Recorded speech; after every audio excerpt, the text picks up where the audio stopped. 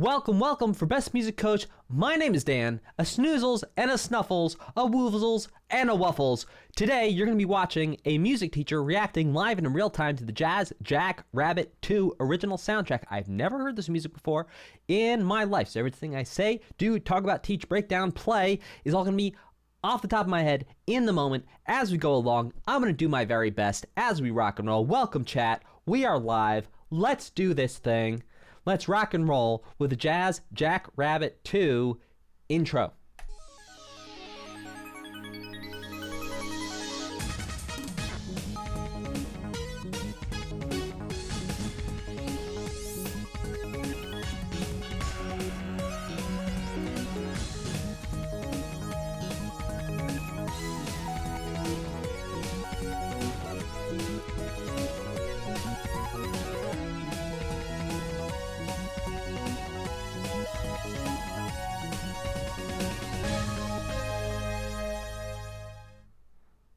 Well, my volume is cranked all the way. Y'all let me know how your volume's doing over there. Out in live land, I'm up all the way, both in OBS and on YouTube, where we're currently getting the audio from. So this was a really cool intro. High energy. I'm very excited to hear what happens next. I'm not going to give you too much of a breakdown here off this intro because it was kind of fast. Let's get to the meat of it. Let's start with the menu, and I'll give you some breakdowns. And also, as we go, I'll start to be able to make some more connections along the way, even if the connections are just me saying, oh, this sounds like something we heard before. Anyway, let's go ahead and check this out. Menu. Y'all ready for this? Yes. Yeah, I thought. Yes, Jackrabbit.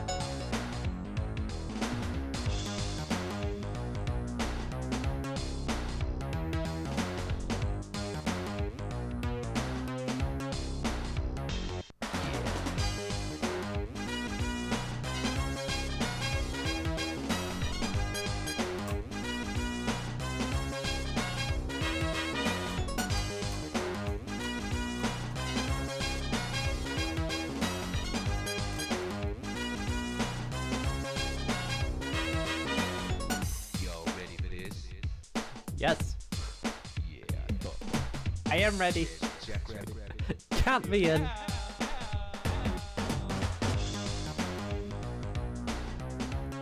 Okay. So some interesting things here. Number one, this is actually not tuned to A440. So what does that mean? That means that when I play my guitar and you hear this, the guitar is not quite going to match.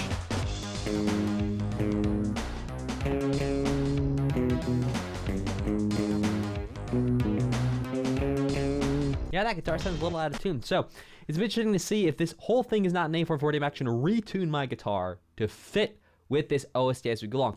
But to talk about the actual chords here, by the way, A440, real quick, this is a sort of standard of how we can match all different instruments across all different genres in all of music. So we say every A note that would be up here, an A4 is going to be A440. And 440 stands for the hertz, or the number of cycles that the sound wave does per second. So 440 cycles per second is that A. And then if we go down to the next A, that's going to be 220. And then 110 cycles per second. So it doubles as it goes higher, and it halves as it goes lower for the higher and lower A's. To find out more about this, you can go to Wikipedia and just search Hertz, H-Z, H-E-R-T-Z, It's the last name of the guy who invented this, a German scientist named something Hertz. So, in terms of chords, we essentially have a G minor to a, well, G sharp minor to a C sharp 7. Boom, boom, boom. Now that's another song. What song is that? It's very close match, at least in the first part, to this bass line that we heard here. So the chords, essentially, it's a 1-4. Now, if you don't know what I mean by 1-4, real quick, this is how music works. We go A, B, C, D, E, F, G. This is the basic musical alphabet. And instead of going to H, we go straight back to A. So it's A, B, C, D, E, F, G, A, B, C, D, F, G, A, B, C, D, F, G. We can also go backwards. G, F, E, D, C, B, A, G, F, E, D, C, B, A, G, F, E, D, C, B, A. And what happens is every time we say A, the next A sounds higher than the first A. So A, B, C, D, E, F, G, A, B, C, D, E, F, G, hey. And then what we do is we take numbers and we assign numbers to the letters. So A could be 1, then B is 2, then C is 3, D is 4, E is 5, F is 6, and G is 7. Right? And then we go back to A is 1 again. We don't say it's 8. We just go back to 1. Now, here's the thing with music. We can change which letter is 1. So in this example, G is 1, which means A is 2, B is 3, C is 4. So when I say a 1 to 4, what I mean is we're starting on a G, some type of G, and then we're going to the 4, which is C. Cool? All right. This is the basics of music theory. Now we're going to go ahead and listen to the next piece of music. The next piece of music is also not A440. I'm actually going to retune my guitar to agree with the music so I can play along a little bit better and also translate for you a little bit better what's going on.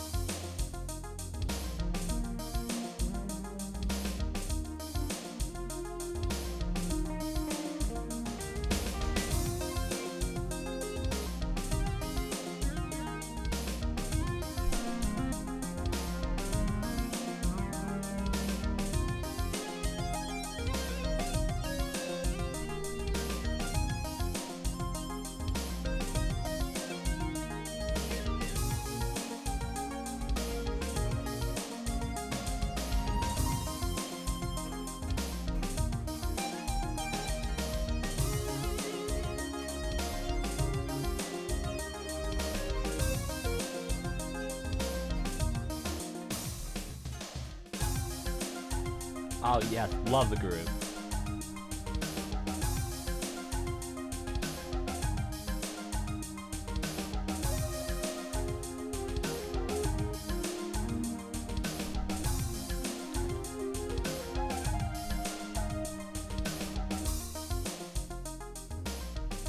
Okay, so I'm actually going to break down for you what's happening. Unfortunately, I'm not going to have to retune my guitar. Looks like we're going to hold our horses here because so far, 2 out of 3 were not A440. This one was A440. And by the way, the differences are just by a couple of hertz. So once you go to 438 or a 442 or 43, just off by a couple of hertz, oh, the whole machine falls apart. So this actually sounds to be just about okay. So we're going to go ahead and rock and roll here, and I'm actually going to tell you what's going on in the music in terms of what chords are being played underneath this piece of music that maybe you've loved your entire life. So I'm going to give you some insight into this.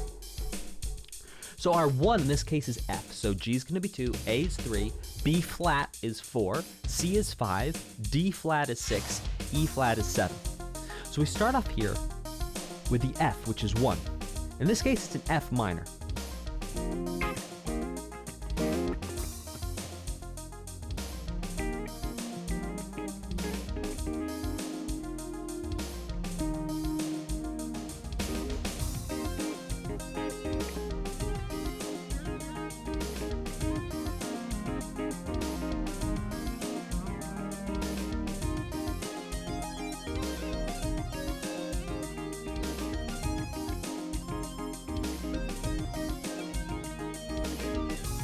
Now it's B flat minor, so we're to the 4. Start on 1, go to 4. Back to 1. Now to D flat. And back to F. So 6 to 1, flat 6 to 1. And that's basically the whole thing.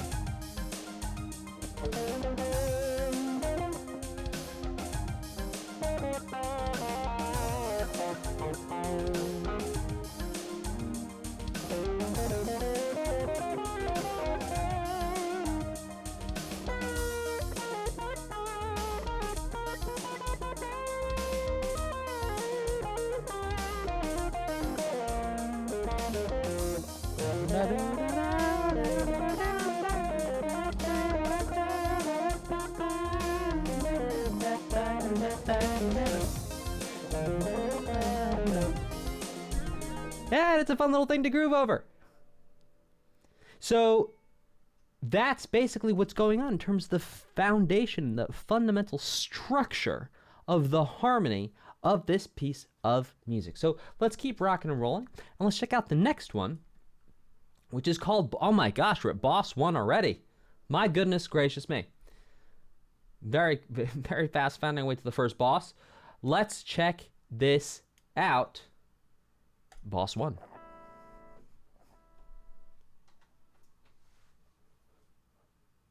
I present to you Boss 1. There we go.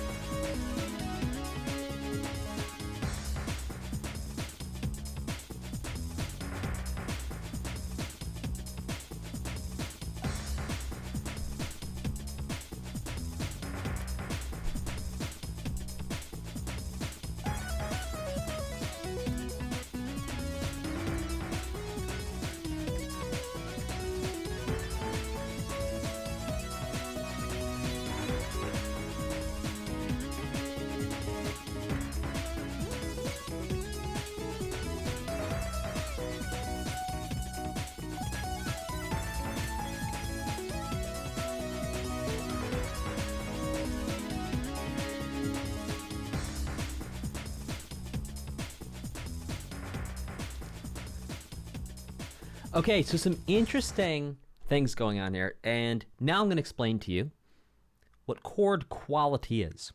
So, what's a chord? What's chord quality? Well, check this out. This is a note. This is a note. This is a note. This is a note. This is also a note.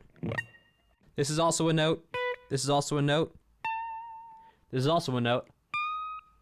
This is also a note. This is also a note.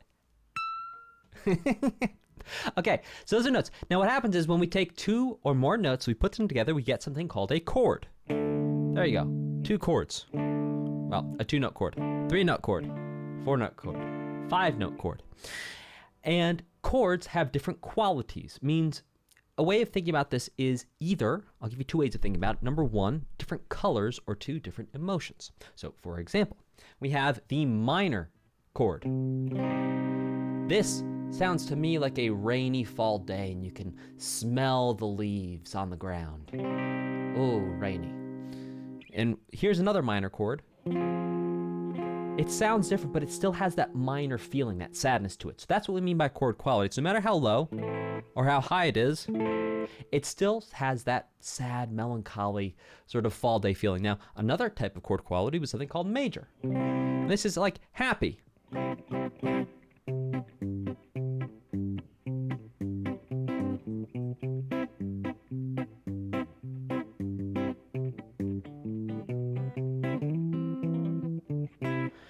And no matter how high or how low we go, major happy, major happy, major happy.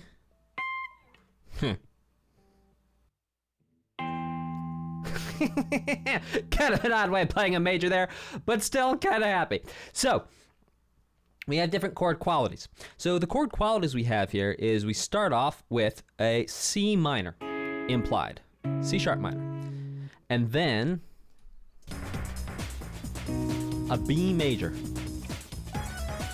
C sharp minor, B major, A major, B major, G sharp minor. Now here's what's really cool. Right here, it's going to a C sharp sus2.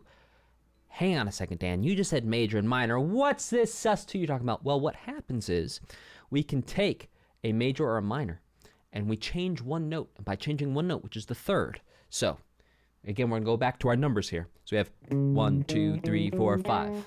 1, 2, 3, 4, 5, 6, 7, 7, 6, 5, 4, 3, 2, 1.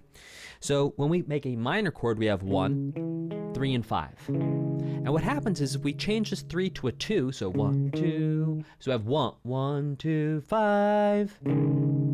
What that does is that creates a sus2. Sus means suspended. It means we're taking the third, or number 3, 1, 2, 3, 4, 5. So we're taking 1, 3, 5, and we're changing the 3 to a 2. Sorry, 3 to a 2. I started singing the 2 before I even got there. And so that's what a sus2 is. And so it ends up in this sus2 chord.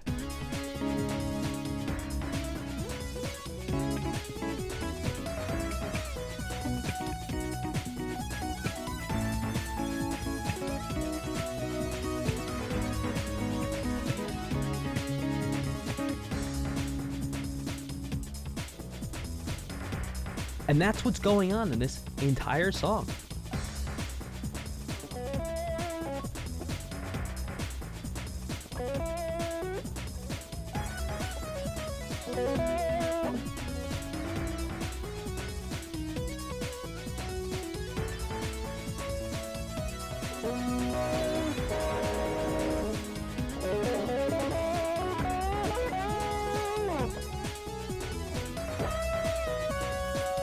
Yeah.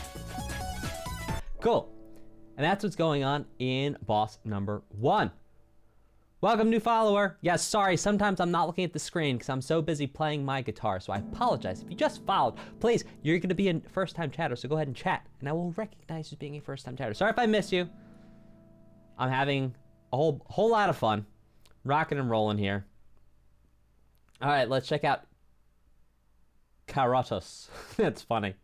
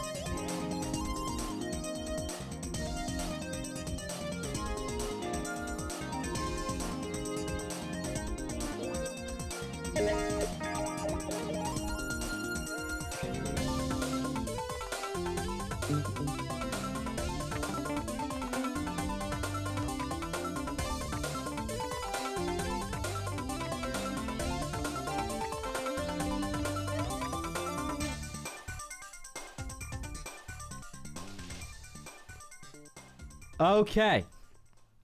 So some interesting things going on in the harmony here. So it starts off with a ooh.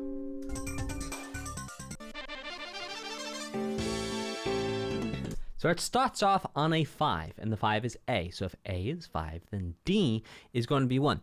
Now what's interesting here is it starts off a little ambiguous.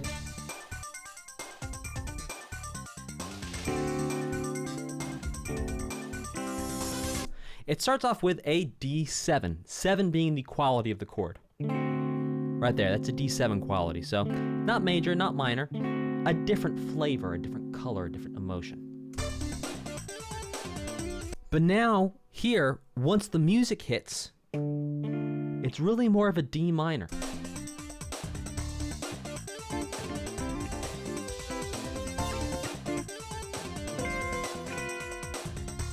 With a raised 6, which I'll talk about in a second. And basically here, just grooving on.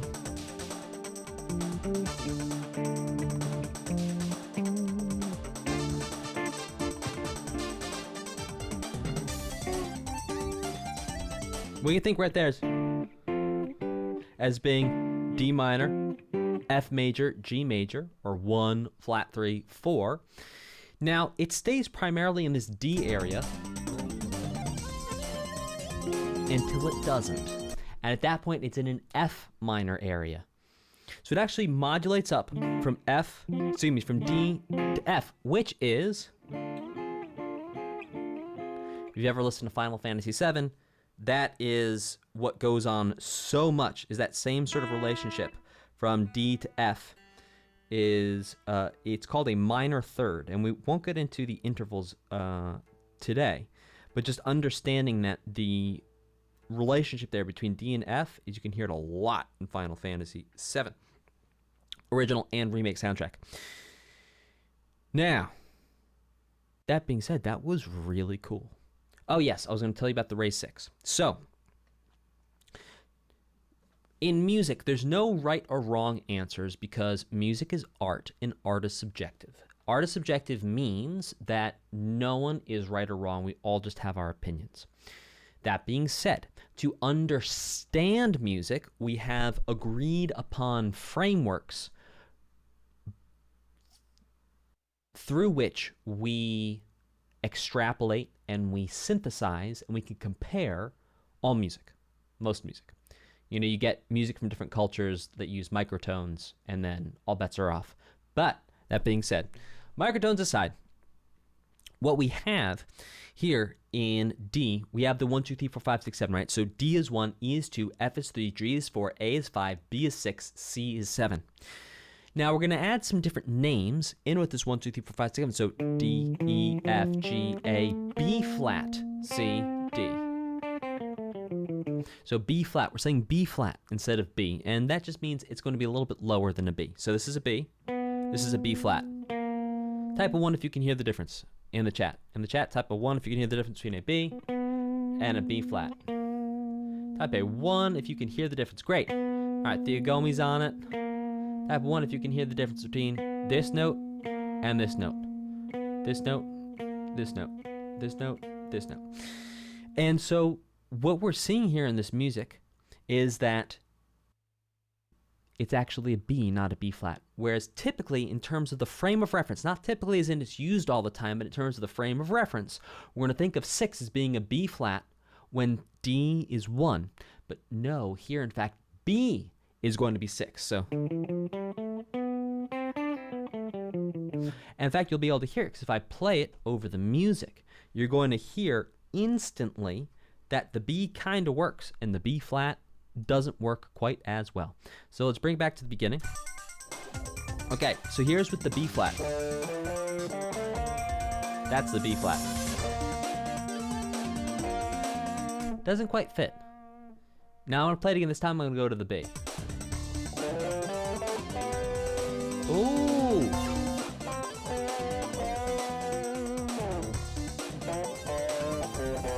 B. So type a 3 in the chat if you could hear that that B fits a little bit better. It agrees with the music. Because fits, again, I'm on shaky ground there because I'm implying that Bs work better than B flats there. Remember, all art is subjective, so I shouldn't push my opinion on you. But I think we can all agree in terms of our pattern recognition in our brains that B fits better with the currently existing music. Yes, and so that's because the B is actually used. So all the chords in here, instead of using B flats, all the melody notes, instead of using B flats, are using Bs. So that's what I mean by a raised sixth. Instead of having the B flat, it's brought up a half step to a B, raised six. So 1, 2, 3, 4, 5, 6, raised six. So we're going to the note that's right next door on 6, raising it up just a little bit, and that's a raised 6. And what happens is, when we raise the 6, we get a sound which we would call the Dorian mode.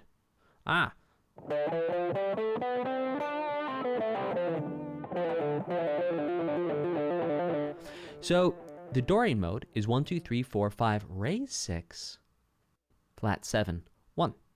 And so you can hear the Dorian mode on display here, both in the chords and in the Connor Walls. I wouldn't call it an augmented sixth because augmented would imply that we take the natural sixth or the raised sixth.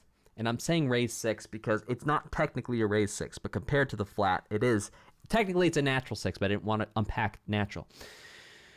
An augmented interval or note is going to be one that is already sharp and it's taken one half step further, or if we're thinking in terms of intervals, distances, it's a major interval that's brought up by a half step, or a perfect interval that's brought up by a half step. So for example, if you have a perfect fifth, you raise that one by one half step and still spell it with the note name of the fifth. And again, this, if you're not understanding, if everything I'm saying sounds like gobbledygook, that's normal. This right here is we just jumped into sort of like advanced music theory land. So gobbledygook for 3 seconds, and then I'll return back to talking the way you're going to understand me. So little medium music lesson here. So anytime you have a major interval, so say a major third, if you raise the major third up by a half step, technically that's a perfect fourth. But if you want to spell it, so here's C. If you want to call it, if you want to say C to E sharp instead of C to F, technically that's an augmented third. So anytime you take a major interval, raise it by a half step, or a perfect interval like C to F being a perfect fourth, C to F sharp is going to be an augmented fourth. So you can take a perfect interval, raise it by half step, it becomes augmented. Same thing with a major interval. Okay, done with the advanced gobbledygook. Back to talking like a normal person in a way everyone's going to understand. But every once in a while I like to sprinkle in some advanced stuff for any of you guys who are a little bit more advancing. Jappy Panazaki asks, why did they use the raised sixth here? Well, because the sound it creates a lot more of an inviting, funky sound. And a lot of funk that is uses that raised sixth sound for this very reason. And the reason why that raised sixth is so important is because it changes the four chord quality from minor to major. I mean, that's one of the reasons why it's so important. But in my opinion, that's one of the key reasons why it's so important, because in a lot of this funky music, it's like the four chord is so important. Even though we didn't hear the four chord here, it's like having that four that's major, the third of the four is the sixth of the scale. And so because we're raising up a half step, it turns the four from being minor to major. Yeah, it does sound uplifting, exactly. And it's that change of one note in the scale. So like I'm going to get a little funky here for a second, and I'm going to do it with a flat six, and then I'll do it with a natural six. So here's the flat six, is with the B flat.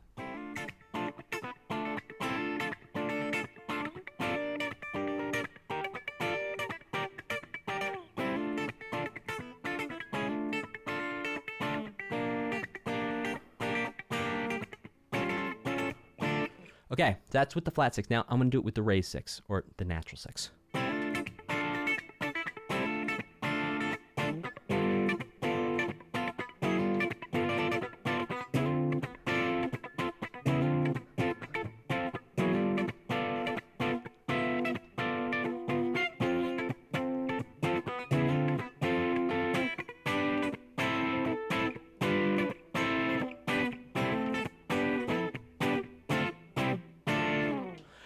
So you can see that change, just changing one note in all the chords, and then also applies over to the melody, fundamentally changes the energy and the feeling of the track. And so you hear a lot of funk music use that natural 6. I've been saying raised 6 because raised compared to the flat, but it's not technically raised, it's natural. Anyway, let's keep going to Laboratoire.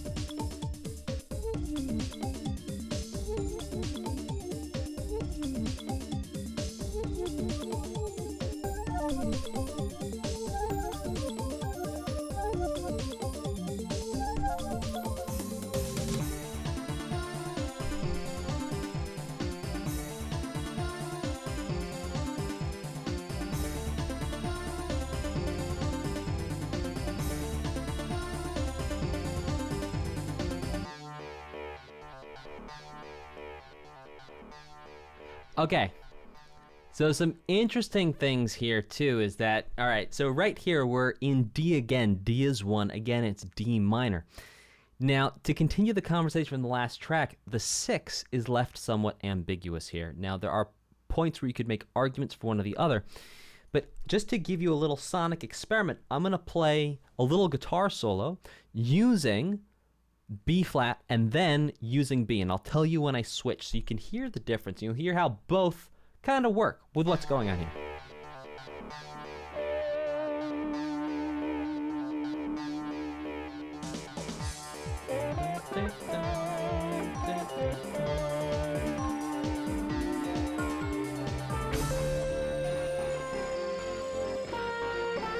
That was the B flat right there. Here it is.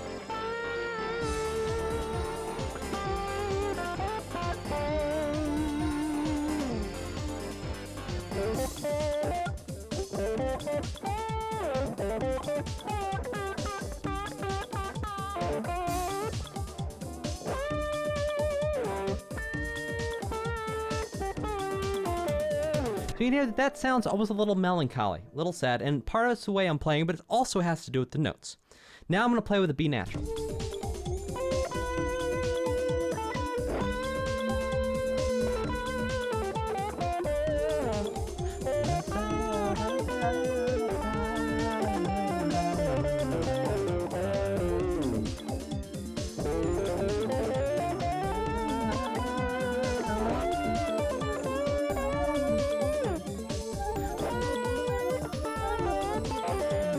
Right, now you have two solos going on at the same time, so it might sound a little confusing, but you can hear how both kind of worked. Both kind of worked. Ah, cool stuff. All right, let's check out Colonius. Interesting.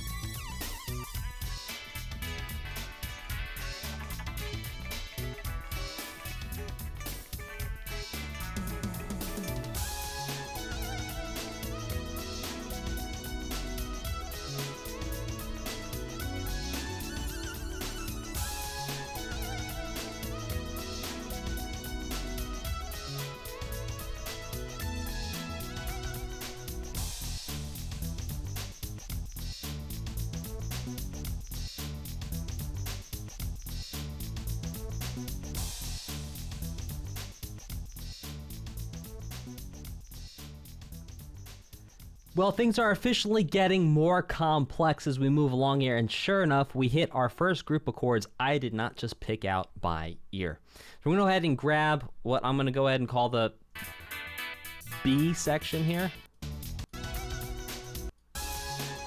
Yeah, right here. Oof. All right, so look, most of the time,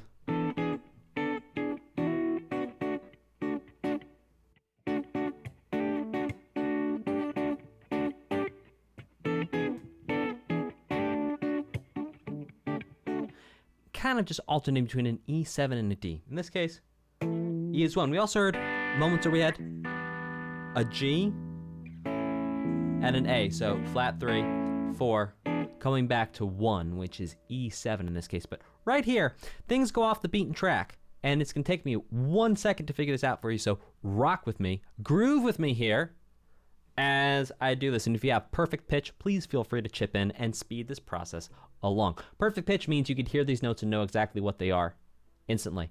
I have what's called relative pitch, and I'm working on my relative pitch to get it better. Ideally, I could also do that, but not yet. So let's keep this rocking.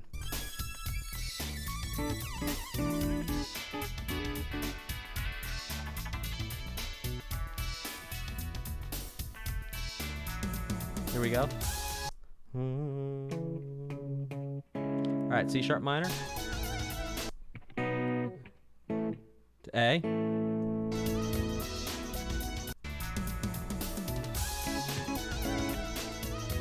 Oh, it moves a little fast, sorry.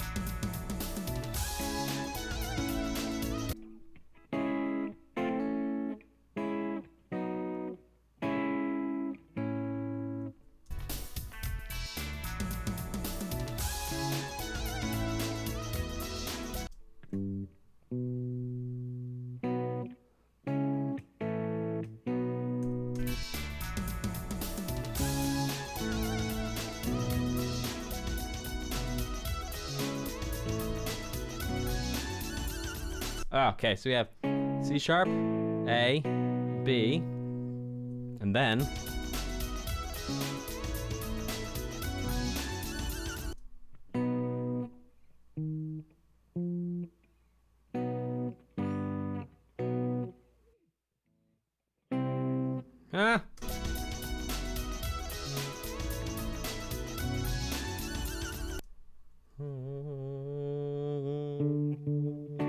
oh, okay.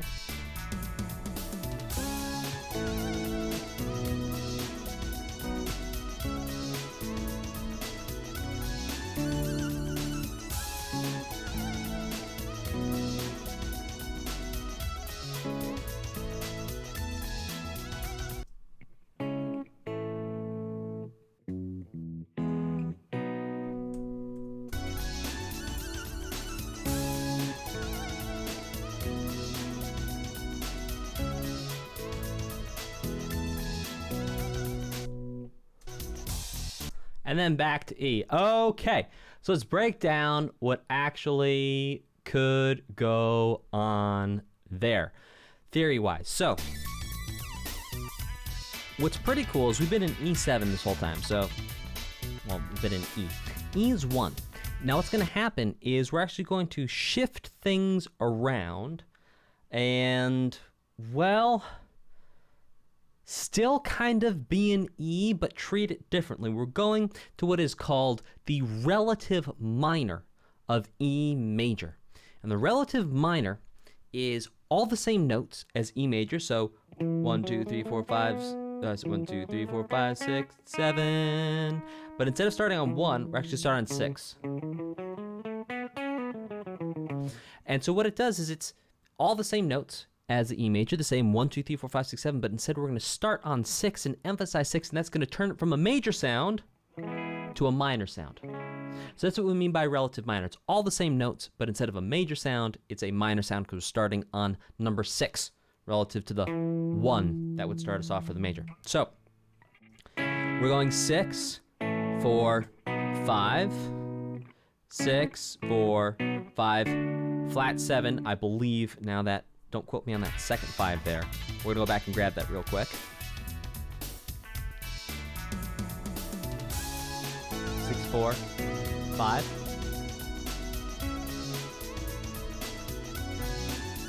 Now right there.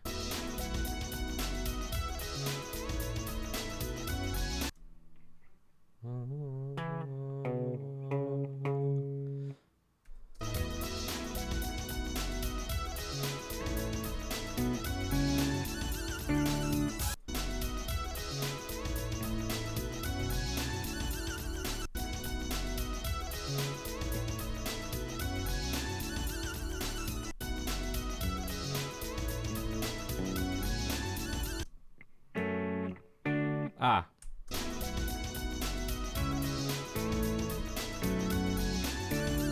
Yes? No?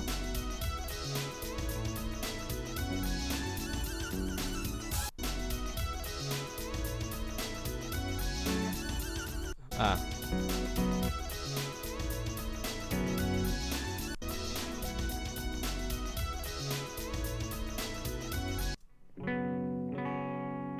Okay, so then the second time it's 6, 4, 2 sus 4. So like the sus 2 was we took the 3, we brought it down to 2. This time we take the 3, bring it up to a 4.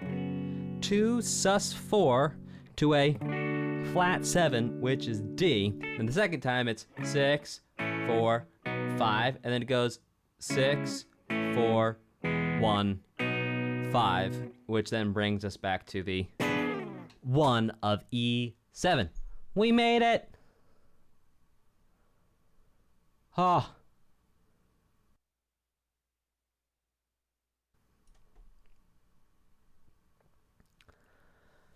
Oh, we did it! Yay! Okay, this one is called Medivo. And if you're wondering, you're saying, hey Dan, I thought you said you were a music teacher. Why isn't it you can't do everything in music? And that's a great question. Well, my answer to you is this. Everyone is always growing in music and everyone is always getting better. And I am like everyone else in the sense that I am always growing and always getting better. Fair enough? Cool. All right. I'm on this path with the rest of y'all.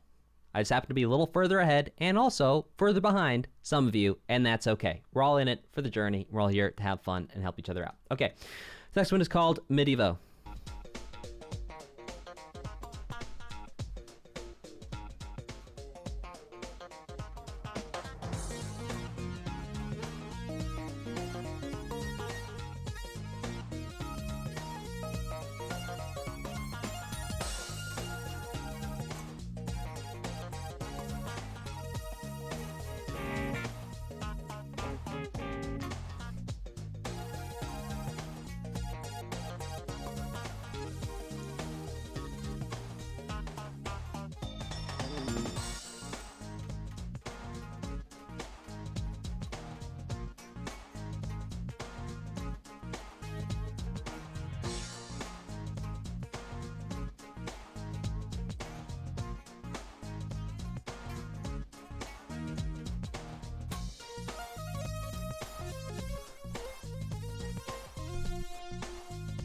Heck yes.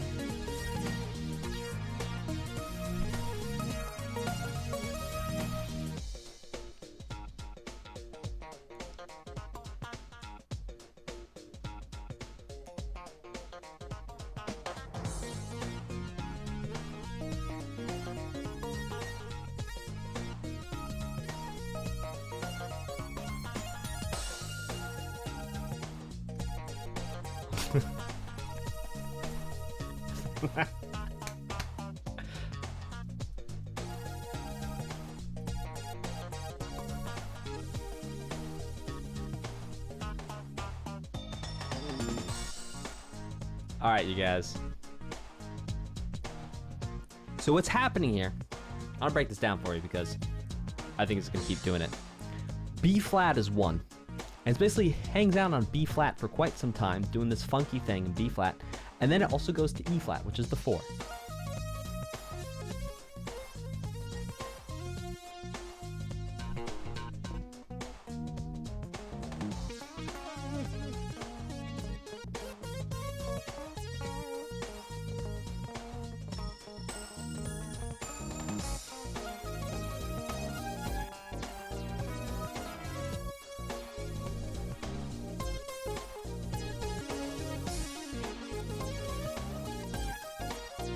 Yeah, exactly, Prince. Yeah. Mm-hmm. Yeah, I hear ya.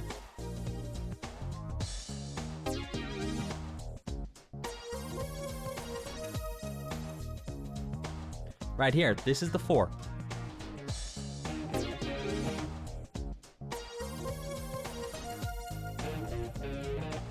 And now it's going back to the 1, B flat. Oh! D flat to E flat there, that's a flat 3-4.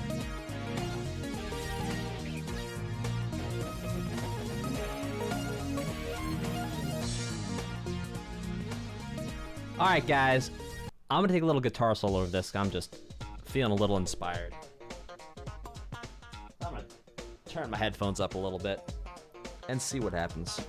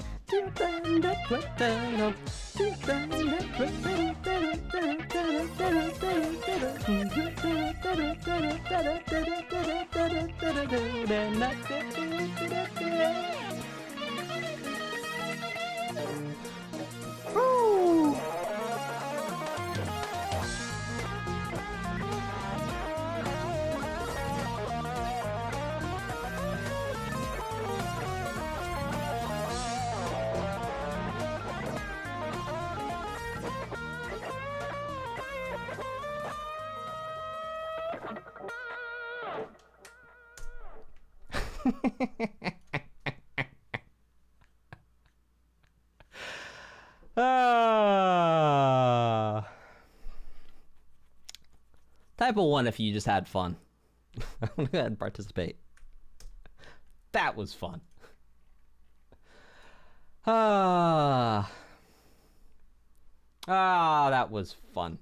Thank you for allowing me to do that and for giving me your attention while I do that. That was a lot of fun. All right, let's check out Hippie Heaven.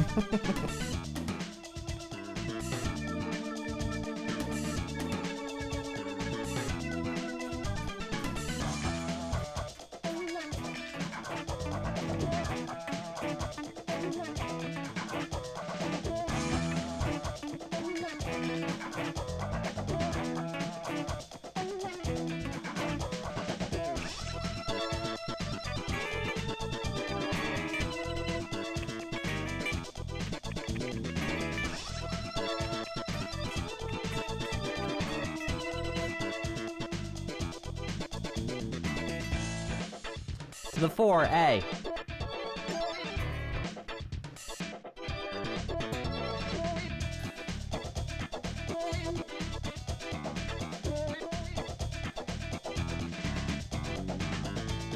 To the 4A.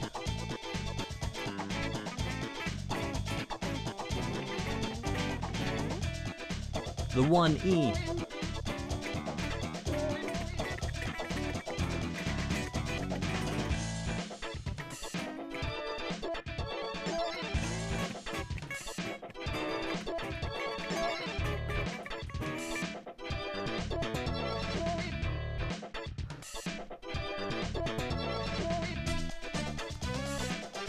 Oh, yes.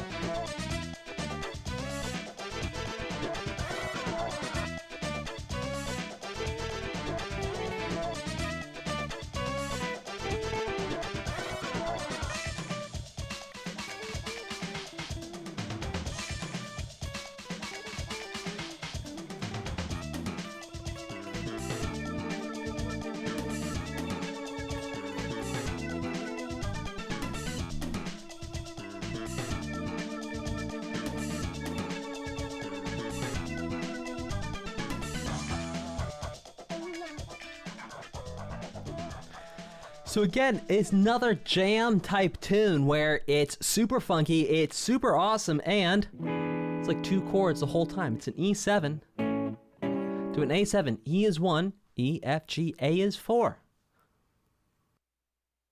1 and 4, man, I tell you, magic. Magic, magic, magic, 1 and 4. That's it. The whole tune, 1 and 4. By the way, tune is musician slang for song or piece of music. 1 and 4. All day. Let's check out Beach Bunny.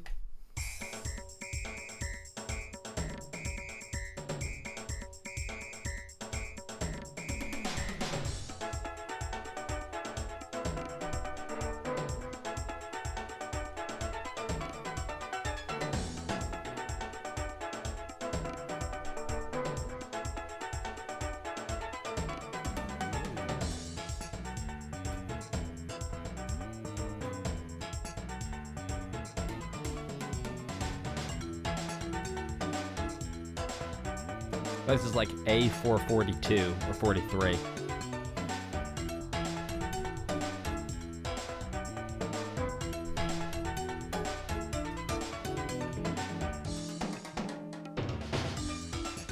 This is one chord. This is just an E7. Except right there. Spoke too soon.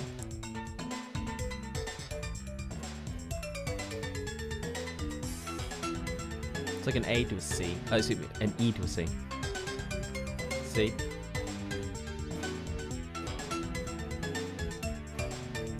D.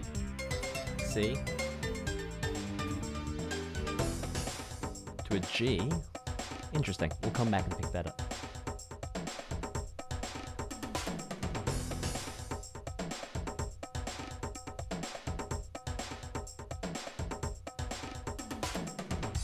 That sounds like the tabla sample we heard in another game.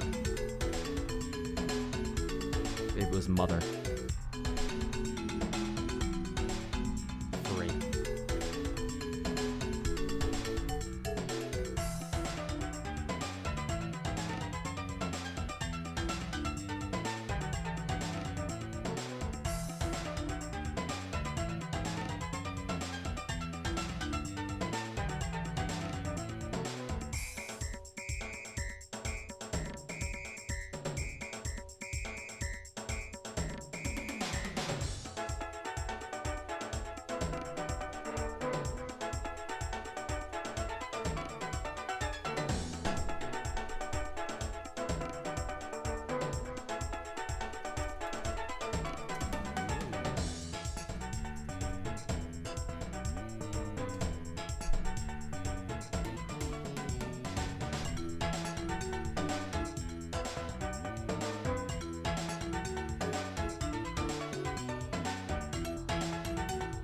Alright, that's a loop there, so we're going to pause this.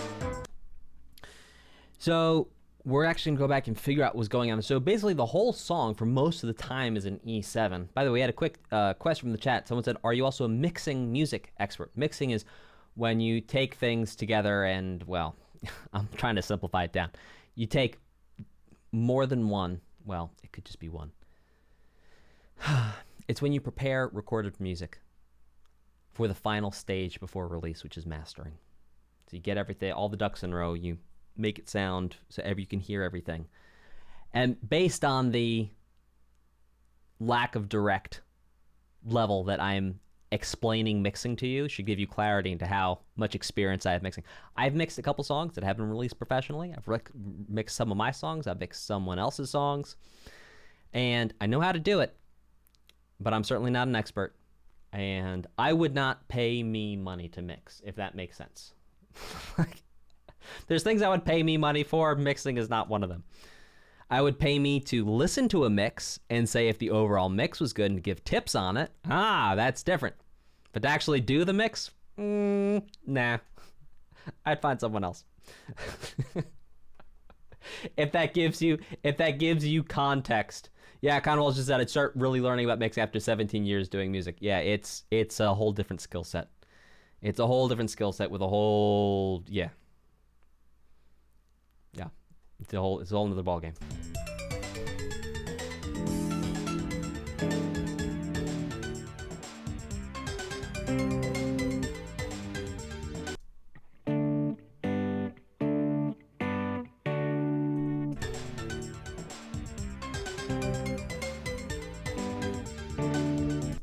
Okay, and so then we're playing around, so it's starting E7, basically is the whole song. Now, we're going to flat 6, flat 3, flat 7.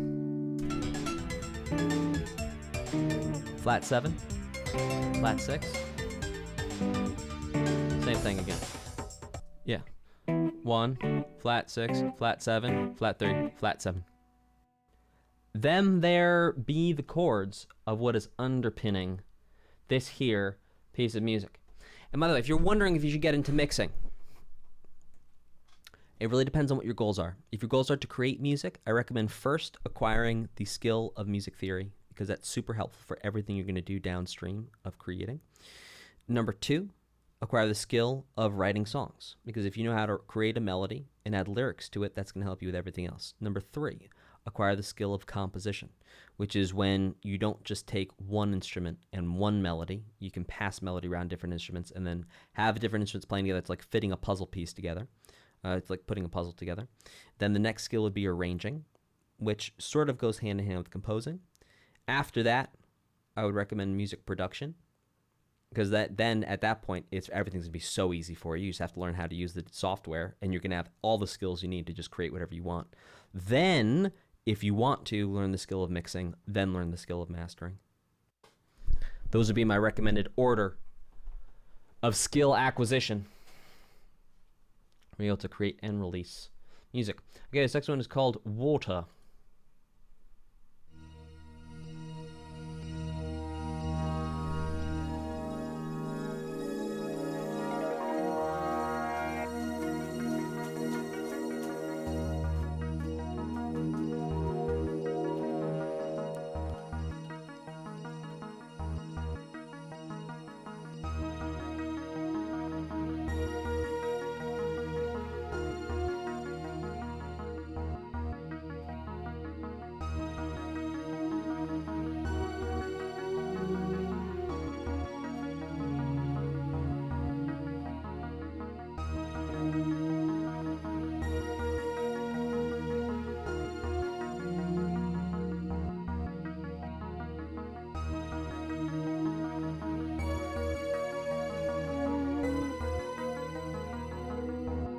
Interesting.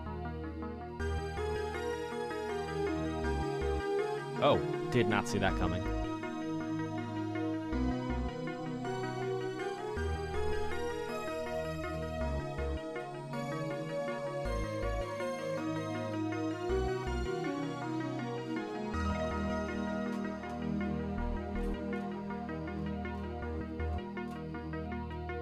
It's all tuned above A440, this.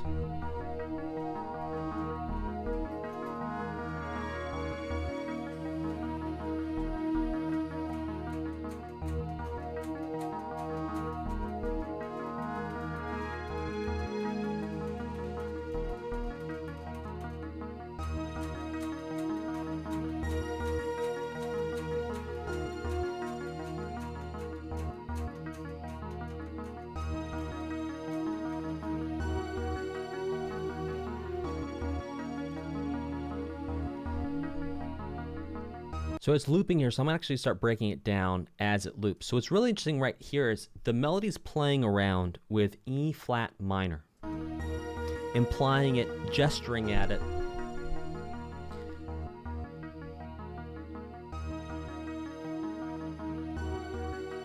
Right there, G flat to D flat.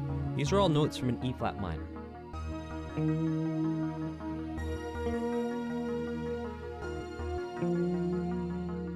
Those E flat, B flat, F.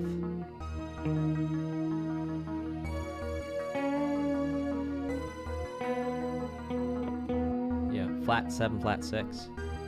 Now right here. And by the way, my guitar's a little out of it because this is above A440. So then it goes to major. It goes 3, 4, 5 in major.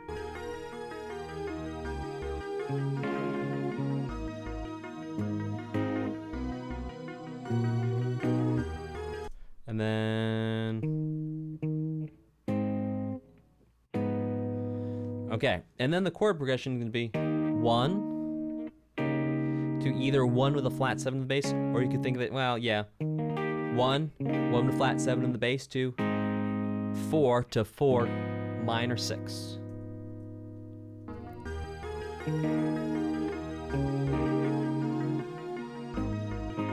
Four minor 6.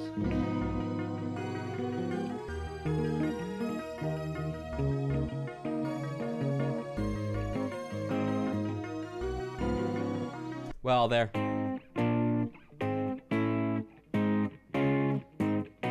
Right, then it goes to B. B flat. Excuse me. C flat, D flat, then to back to E flat major.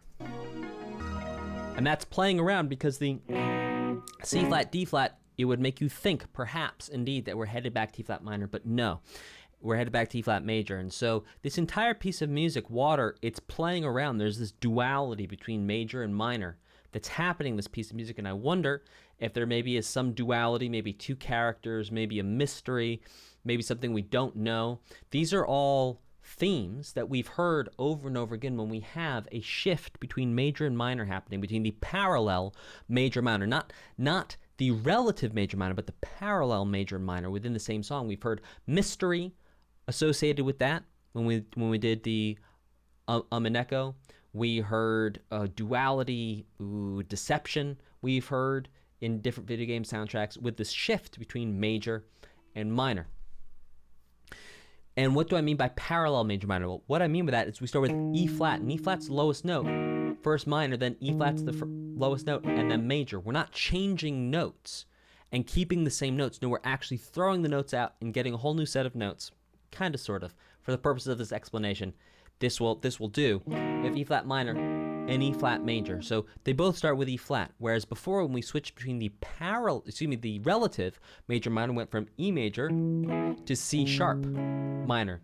E, C sharp, two different notes. E flat minor, E flat major. Same note on the bottom, same note first that I'm speaking. That's how you know the parallel. Let's check out Diamondus.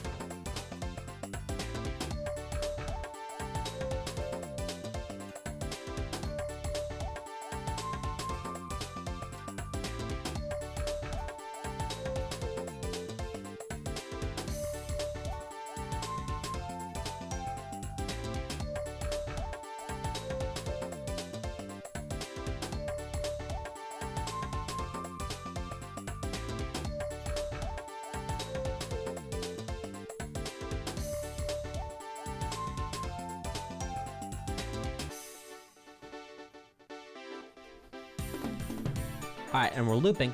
This time, I'm going to break it down. Okay.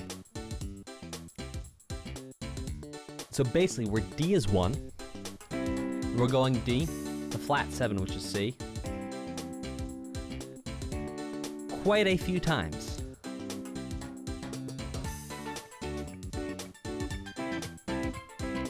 D, C.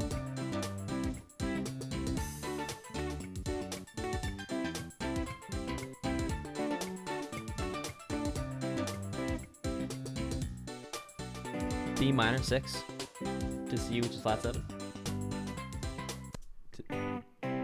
to G, which is 4, to C, which is flat 7.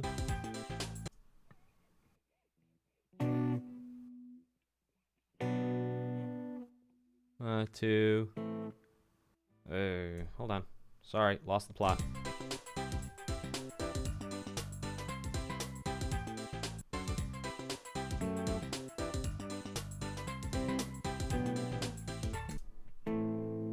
Oh, interesting.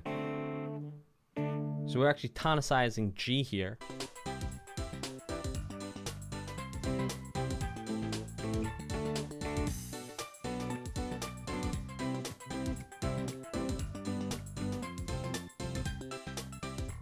Okay, so the first time through these chord, so we've established D as 1.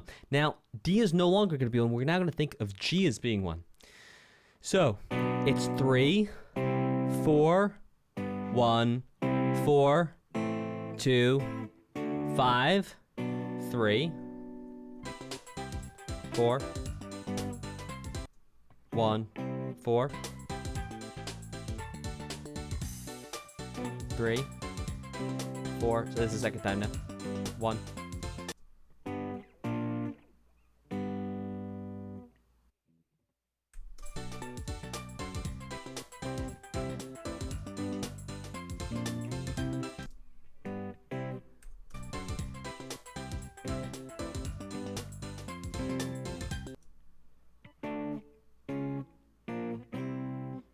What's going on with my ears?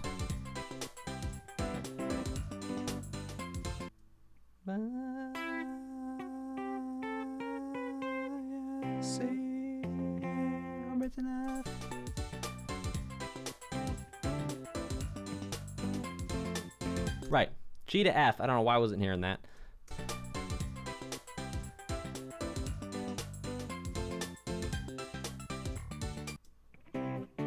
And then 4 or 5. And then it stays on that 5, and the 5 becomes a 1. So let's go through that little bridge one more time.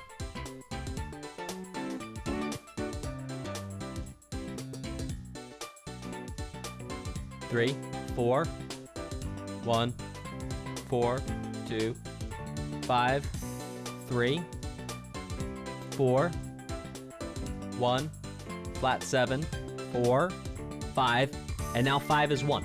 Now D is 1 again. And so it's a really cool thing that composers do, and less often do you hear this in pop songs. More often do you hear this in video game music, film scores, things like that, and classical music as well, where you can change what the 1 is in the middle of the song. So up until we got to that B minor, D had been 1. We've been thinking of everything through D as being 1, but now all of a sudden G is 1, which means A is 2, not 5, which means B is 3, not 6, which means C is 4, not 7, which means D is 5, not 1. Ooh, interesting, fun, counting music time, and that really is the essence of a lot of understanding of music theory. Not all, but a lot of it is understanding just those types of number relationships between things. All right, let's check out Tubeletric.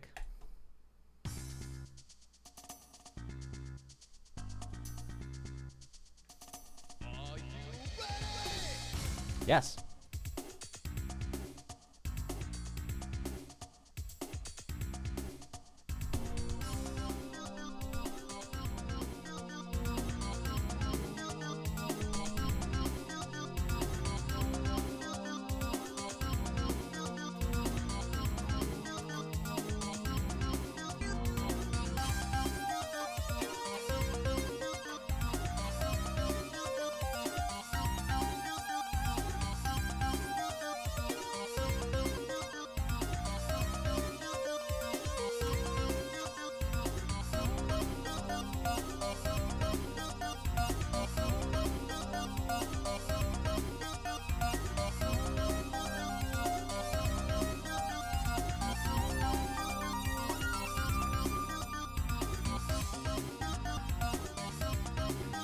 So right there, the melody had natural 6 in it.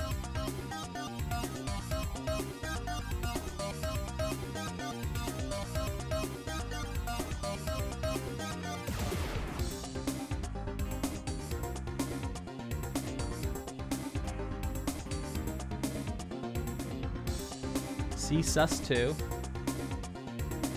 E flat sus2, C sus2, A flat sus2, B flat sus2, back to C sus2. Yeah, come on, solo.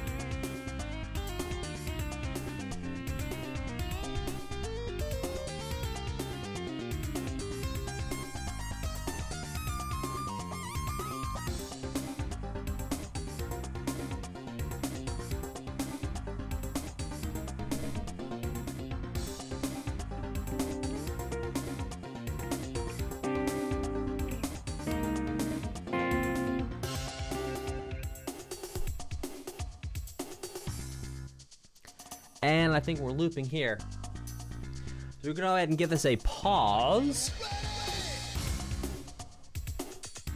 And we're gonna talk about this, because this is pretty interesting. So what we've heard so far quite a bit in this OST, as we have in many OSTs, and this is not to detract in any way, shape, or form from creativity. Rather, this is to show and demonstrate creativity within a given structure, is the use of flat 6, flat 7, 1.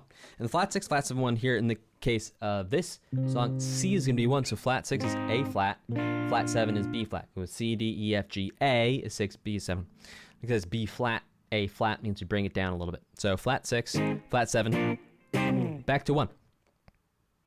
And here what's really interesting is we had 1, but instead of being minor, so typically 1 would be minor, flat 6 would be major, flat 7 would be major, but no. Here, 1 is flat 2, then they go to flat 3, which is also sus 2. So you might see 1, which is sus 2, then they go to flat 3, which is sus 2, and then flat 6, sus 2, B flat, or flat 7, as a sus 2, and then back to 1. So doing this common chord progression we've heard so many times at so many OSTs, but instead changing the quality of the chords, instead of being minor, major, major, to sus 2, sus 2, sus 2, sus 2. Some really cool stuff.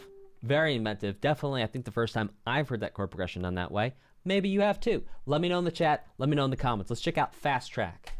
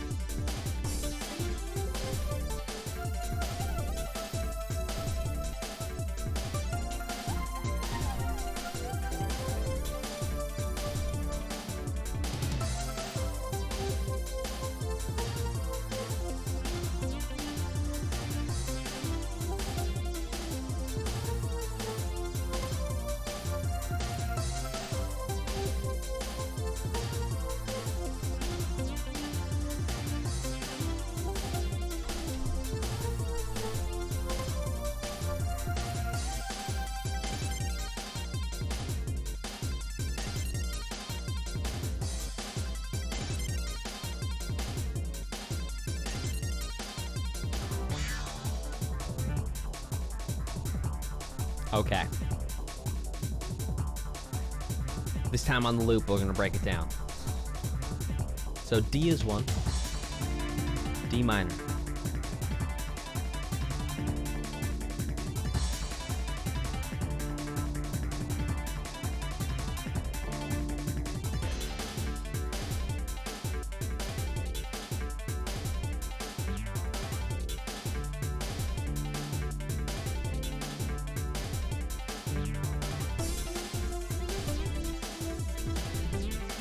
Still D.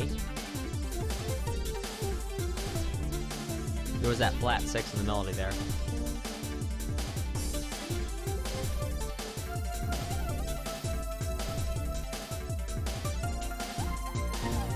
Flat 6, flat 7. 1. Oh, 1 major there. So flat 6, flat 7, 1 minor, 1 major, parallel major.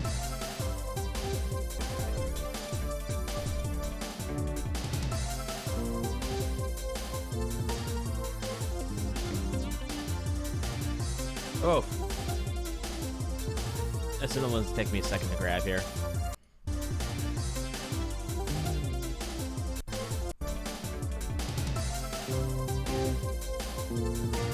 So C to B flat to F.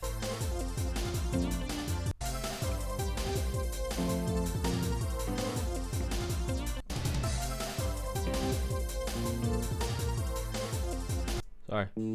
A minor to B flat. Okay. So C, B flat, A minor, B flat, C, B flat.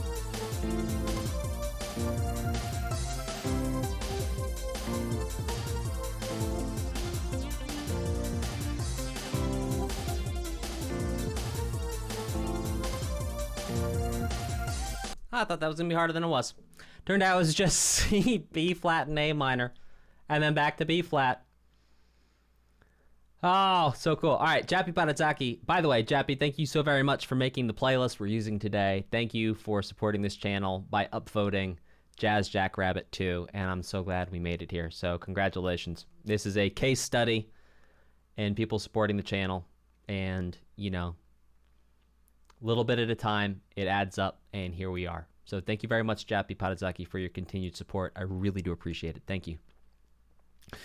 Okay, so Jazz Jackrabbit 2, overall impression of the song so far, I really like them. This is down my alley. I like this sort of funky, groovy, just 1 or 2 chords type thing. That's always my jam. That's always been my jam, even though I like played jazz in school and it was like a million chords. You know, I was like, yeah, 2 chords. 2 chords of the truth, man. It's like, that's what checks the little music-shaped box in my heart.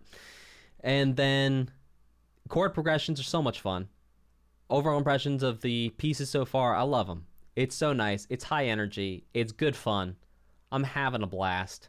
Let's keep this thing rocking and rolling. And let's check out Medieval Jam.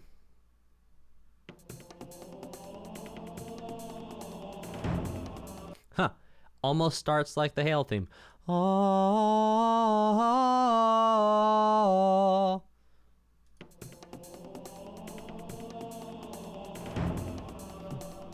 A little different. Still, kind of like a Gregorian chant type thing.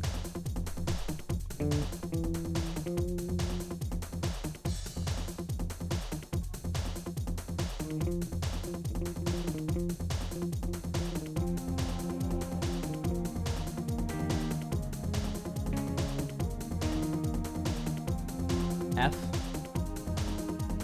A flat. E flat.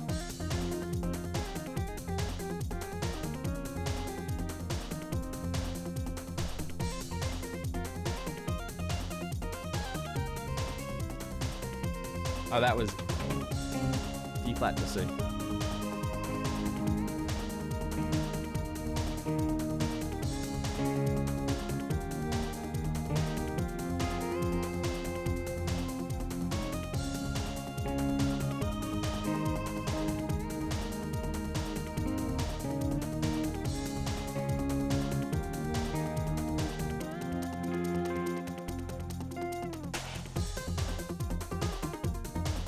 Yes.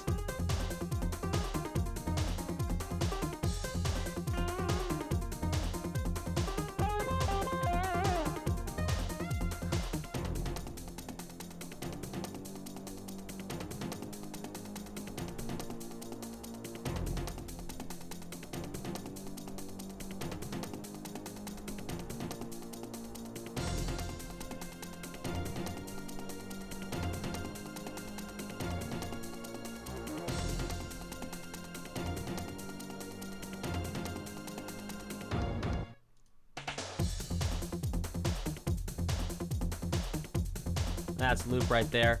So I'm gonna break it down for you this time through. So we're hanging out in F. F is 1.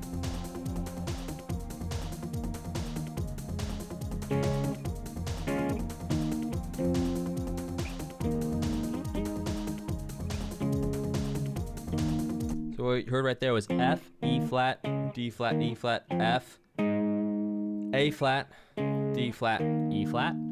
So 1, flat 6, 1, flat 7, flat 6, flat 7, 1, flat 3, flat 6, flat 7. And we got it back to Zivan. And hanging out on 1 here. Flat 6, 5, back to 1. Flat 6. So, flat 6, flat 3, flat 7. And that was flat 7 with a sus4 to a non-sus 4. Flat 6, flat 7, 1. Flat 6, flat 3, flat 7, flat 6, flat 7. And what happens is, when it does this flat 6, flat 3, flat 7, it feels like we've actually gone to the parallel major. See me. I don't know why you think that. I mean relative. I'm sorry, I'm talking too fast. Relative major.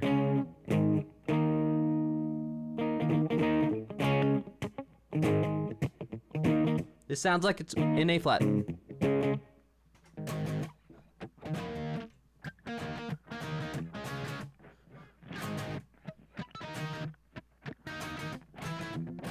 And then we're back to the minor.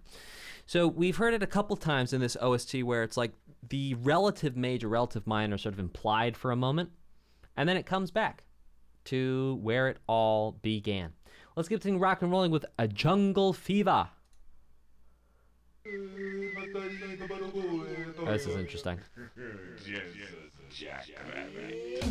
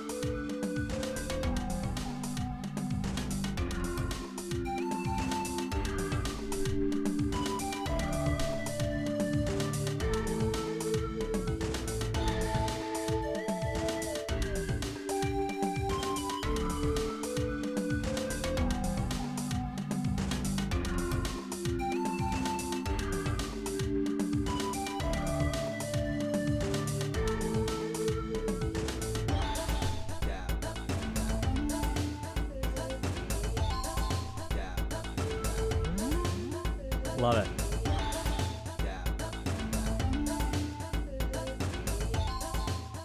I'll break this time as we go through.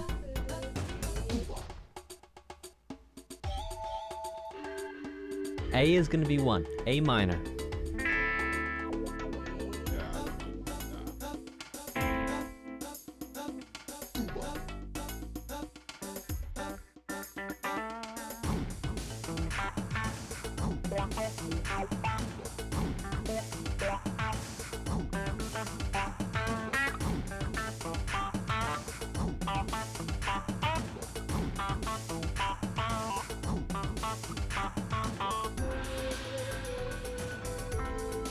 A minor 7.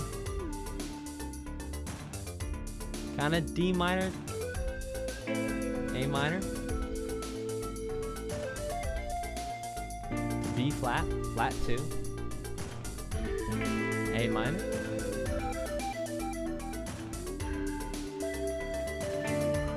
And D minor. F.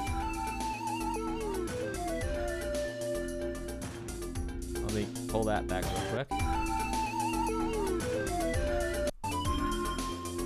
F.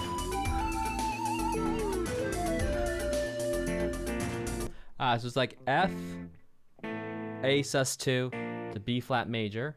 So that's like flat 6, 1 sus2, flat 2. And we're back to 1. Beautiful stuff.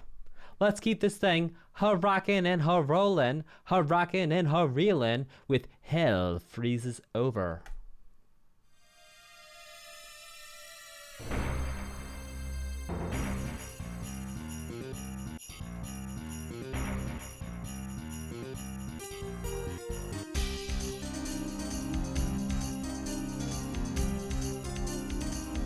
C is 1.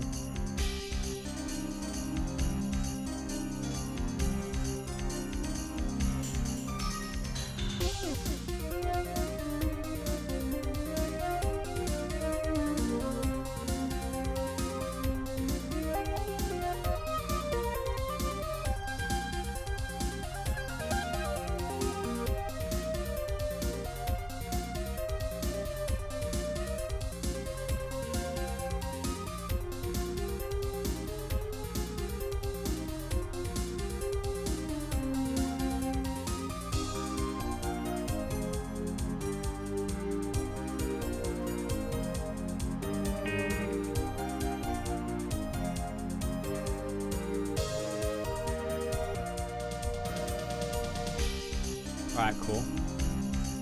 Alright, I'm gonna break it through this time. So C's 1, C minor. I'm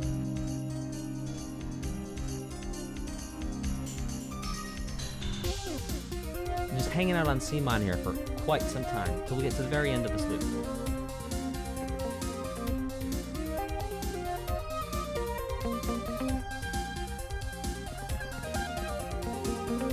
There we go.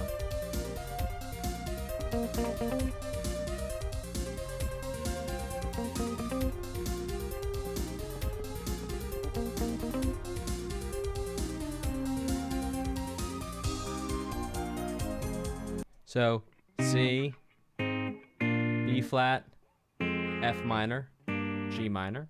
So that's gonna be 1, 1, flat 7, 4, 5.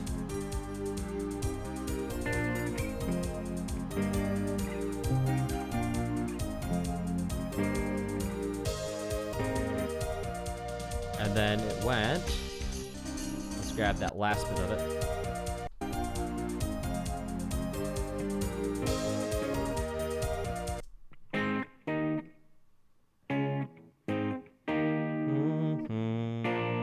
Okay, and then A flat, E flat, B flat.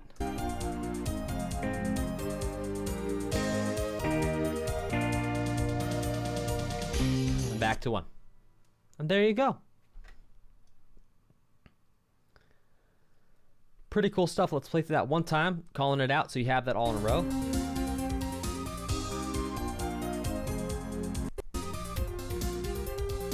Here at B.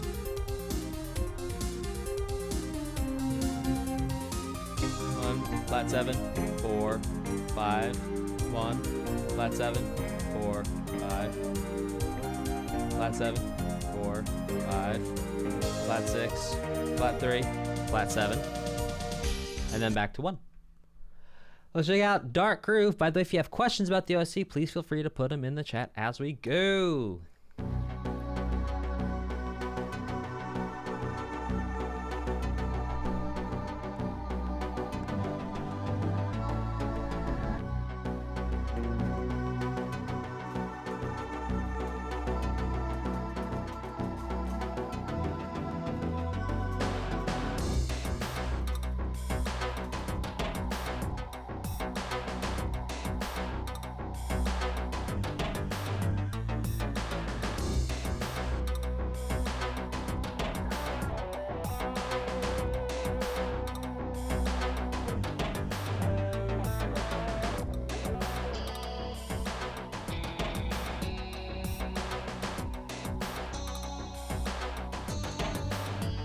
Flat 6, flat 7, back to 1 in B minor.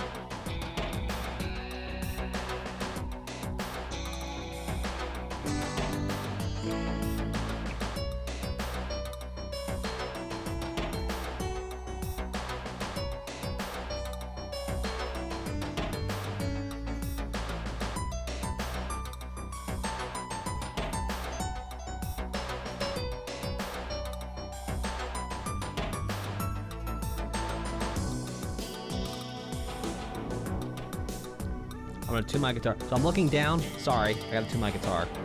Don't go anywhere. Oh, minor 5, that's... sorry, minor 4, E minor, back to B.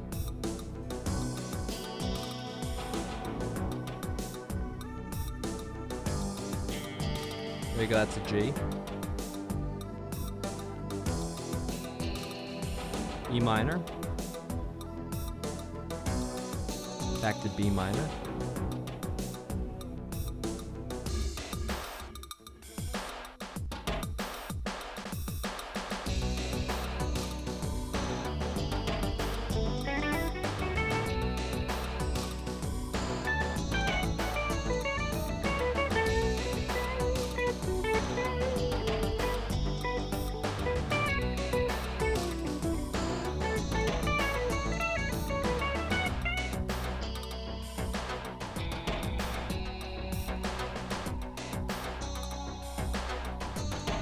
There's a beautiful vibe to it.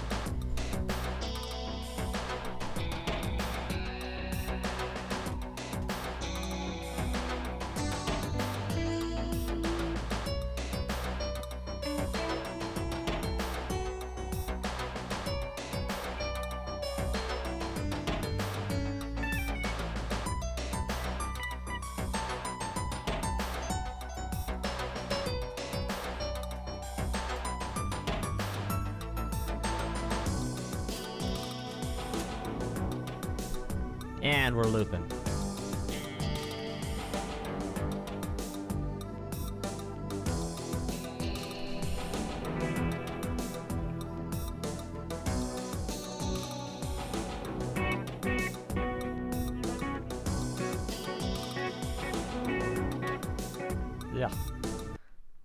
Yeah, yuck at my playing.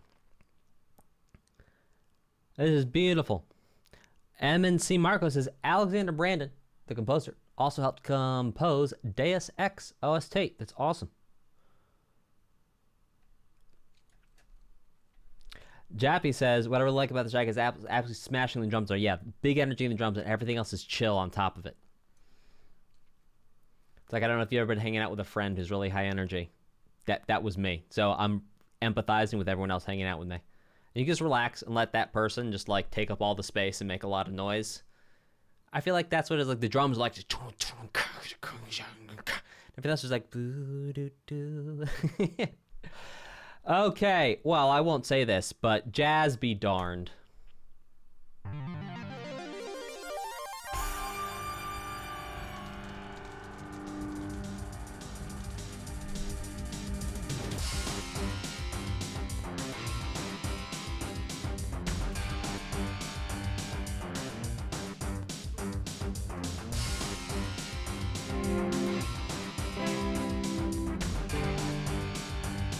Oh, yeah, let's play that. Please repeat. Ah, it didn't. That's okay. We'll catch it on the loop.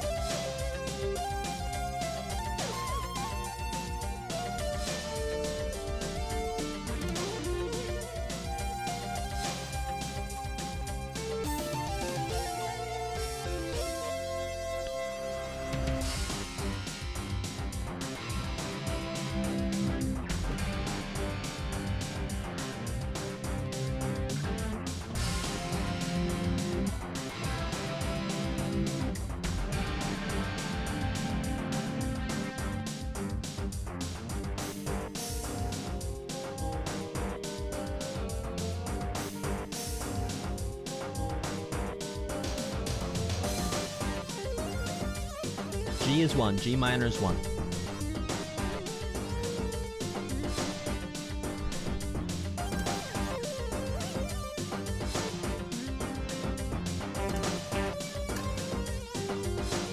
Now, B flat, C, B flat again, G minor, B flat, flat 3, C is 4, and then that was, no, let's go back and answer that.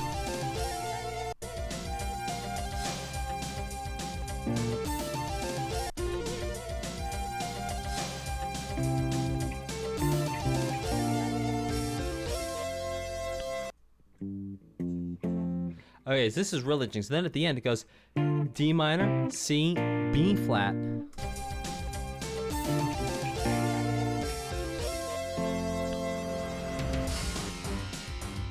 And then back to G. So again, here, the composers are playing around with where 1 is and where we think 1 to be.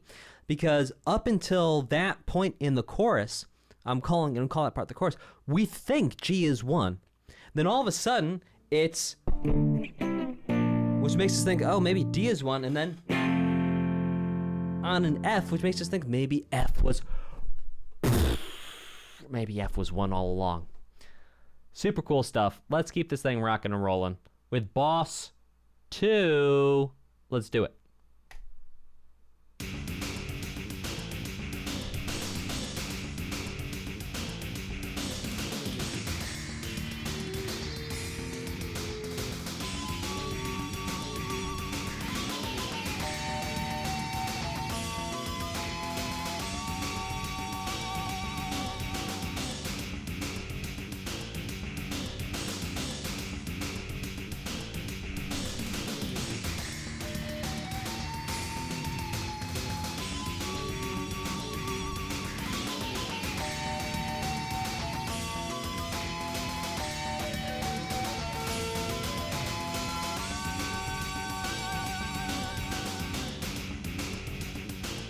All right, as we loop now, I'm gonna break it down for you.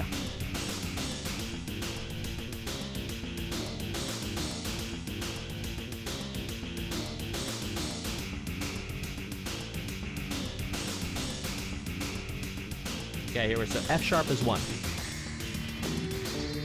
D, E, back to F sharp. So it's flat 6, flat 7, 1. Flat 6, flat 7. Back to 1.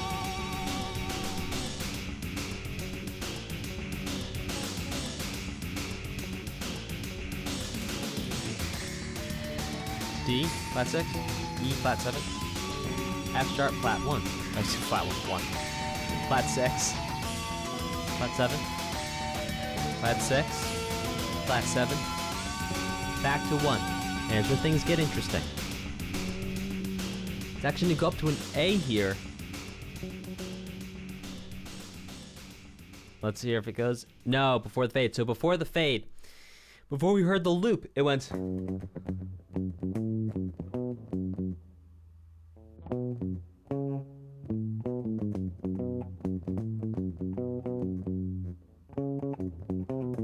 Whatever it was. Then it went.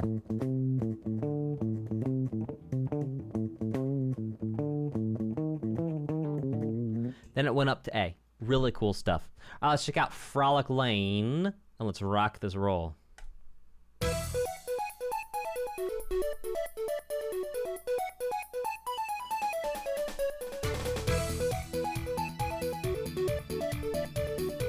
the way, J2O is just like, that reminds me of a song, but I can't think what exactly. It's like so many boss themes. J2O juiced. So many boss themes. That reminds you of so many boss themes.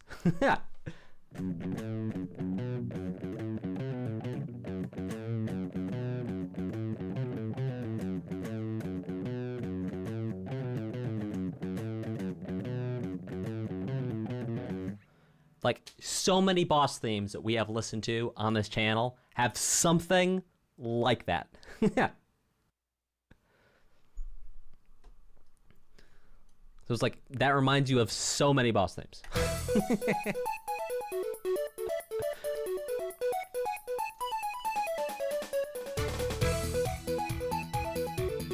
Oh yeah, Dan, name one. Sorry. So many boss names.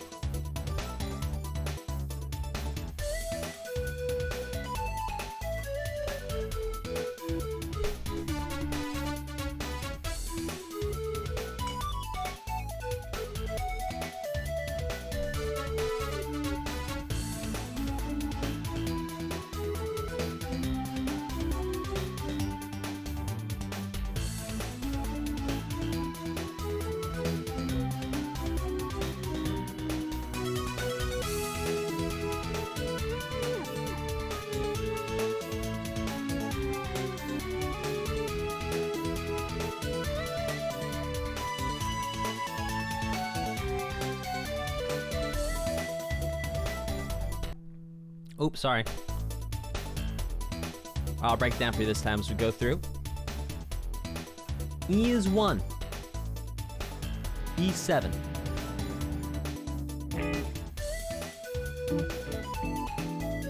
E7. Hanging out here. Love those horns.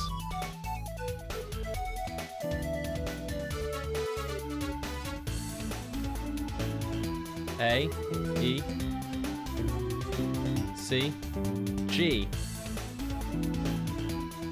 So 4, 1, flat 6, 5, 1, flat 7, 4, flat 6, flat 7, back to 1, flat 7, 4, flat 6, flat 7.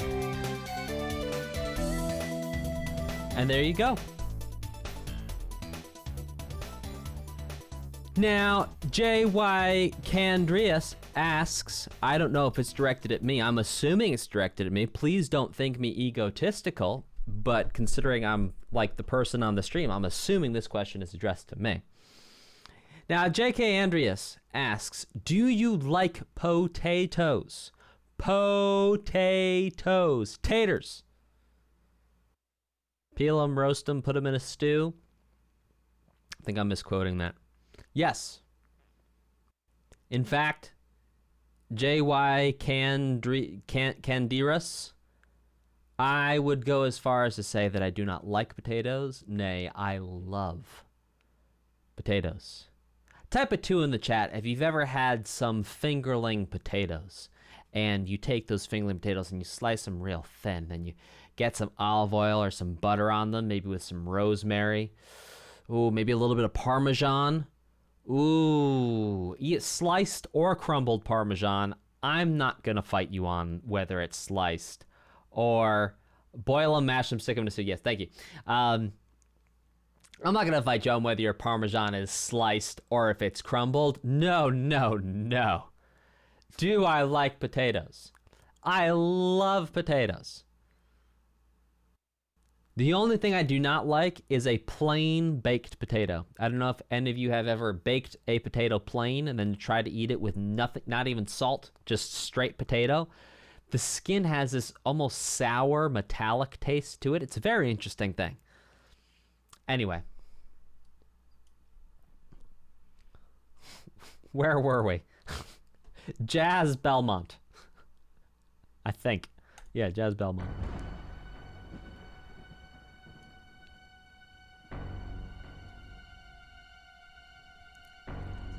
Oh dear.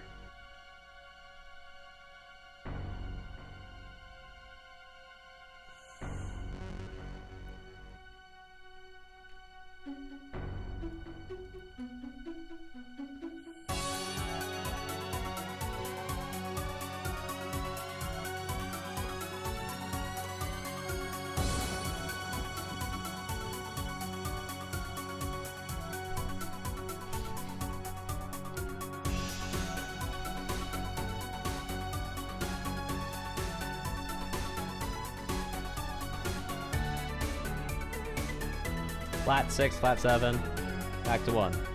and F sharp. So that's flat 6 would be D, E. And so D, and then flat 7 would be E.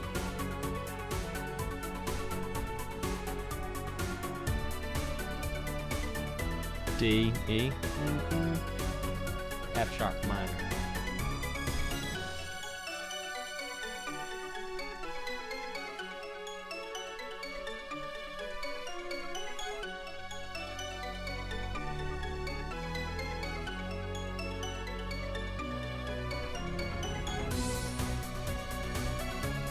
So it's a B minor to a C sharp to a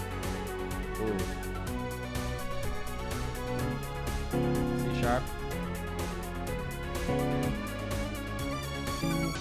Oh yeah, basically, and then C sharp in first or second version.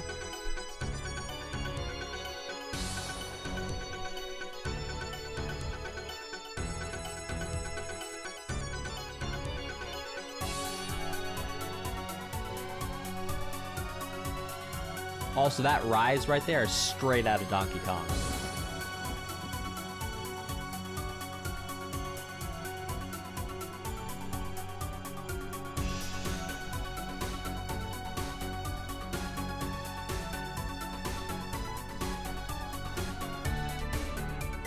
E, E. Back to one. There was a passing tone there. A little E sharp, aka an F.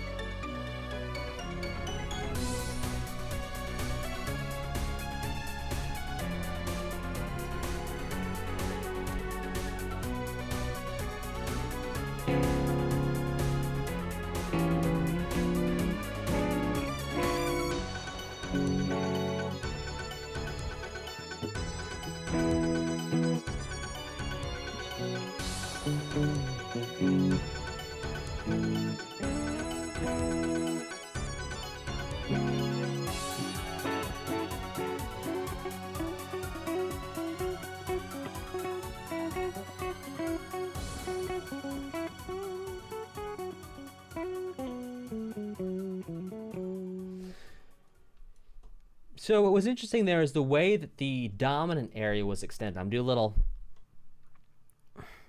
slightly more advanced concept here. So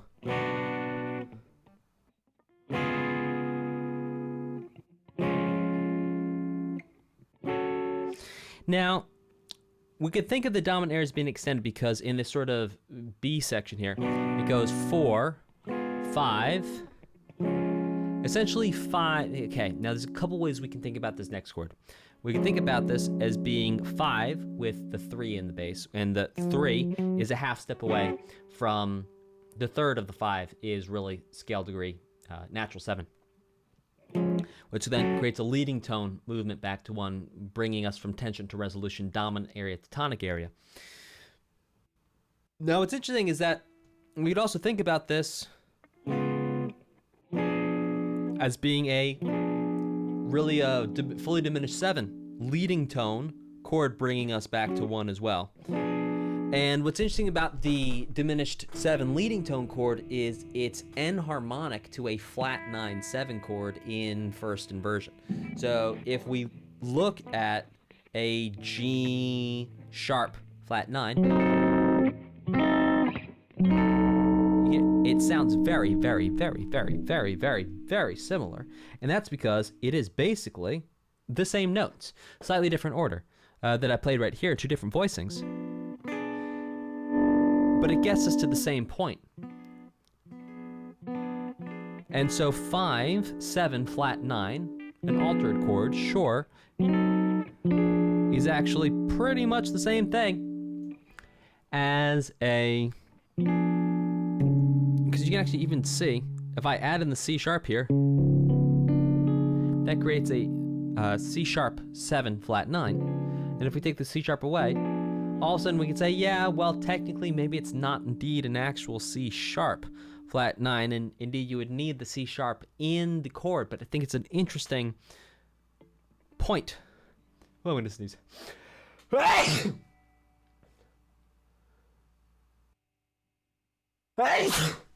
It's an interesting point to explore and understand why that fully diminished 7 works there so well. It's because it basically is a 5 chord with a flat 9. Okay, let's check out Streetwize.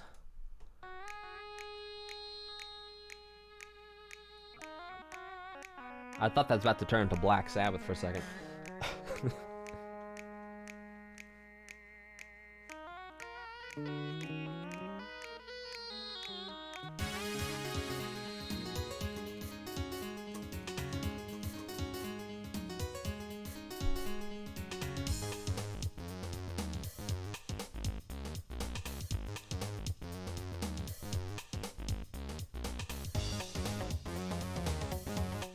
Oh, heck yes.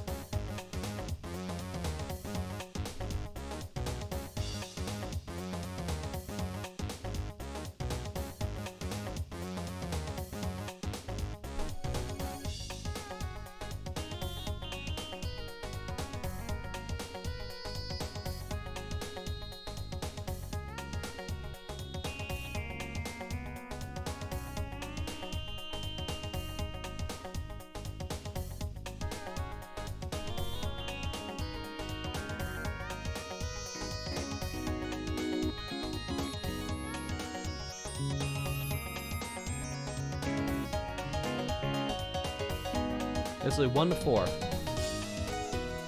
Oh. Huh.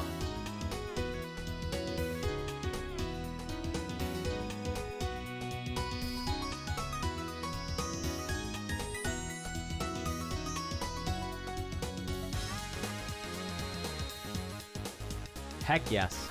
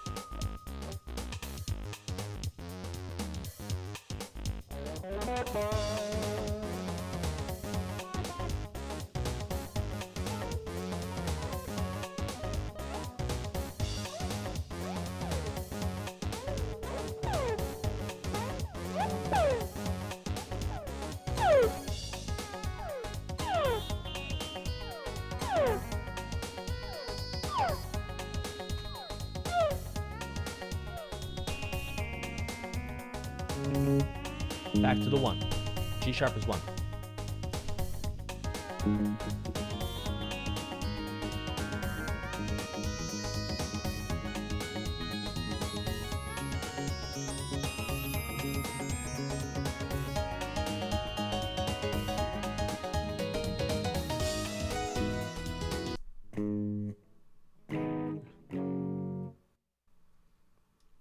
All right, I'm going to slow it down here to tell you what's going on. 1 moment, please. Okay. Okay, so 1 to flat 6, which is E.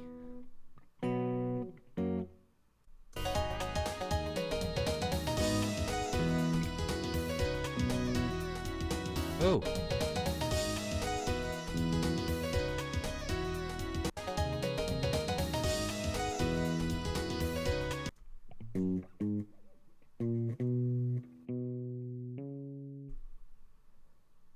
Huh. Okay.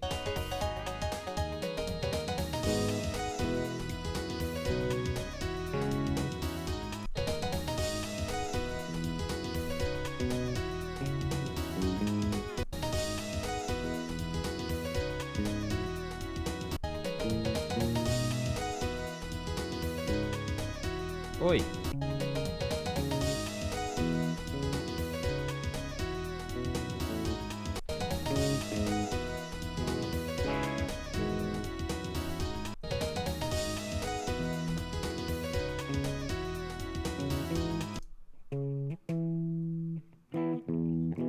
Alright, so your buddy go, how did he go? No. Really?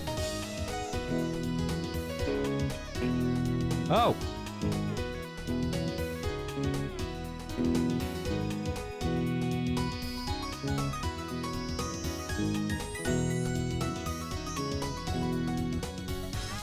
Well, once again, I find myself in a B section of a Jazz Jackrabbit 2 song, thinking I'm in for a really bad time, but once I figure it out, it's 3 chords that I've never put together before in my life.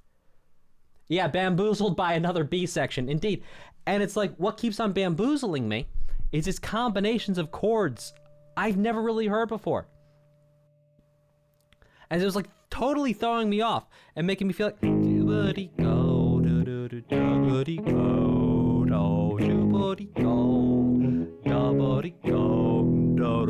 really cool mental stuff. And also, it's almost like this palette cleanser and this juxtaposition against the sort of one chord wonderness of a lot of this OST, where it's just hanging out on the tonic, just hanging out on the 1 for a long time, and then it comes in with this super inventive stuff in the B sections. I'm loving it. Let's check out White Hare, Hare.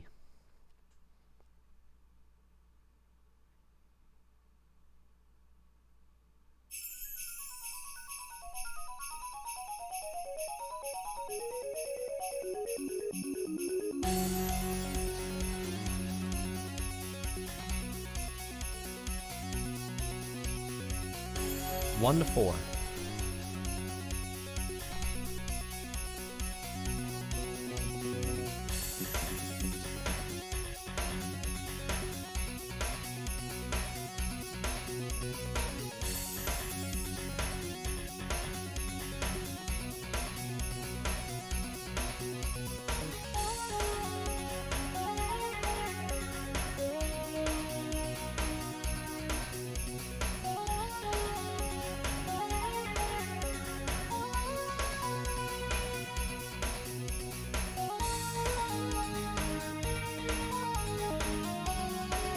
Oh, this is like last Christmas I gave you my heart.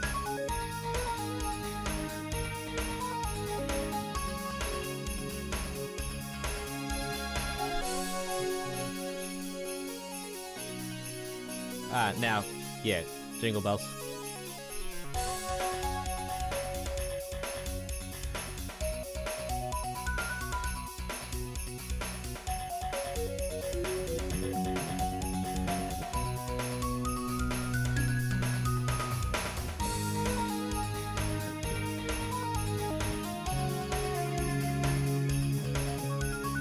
This year, to save me from tears, I'll give it to someone special.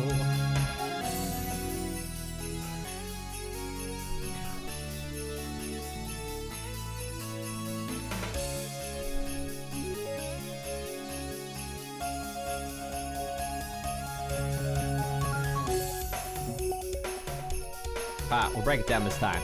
So F sharp is 1.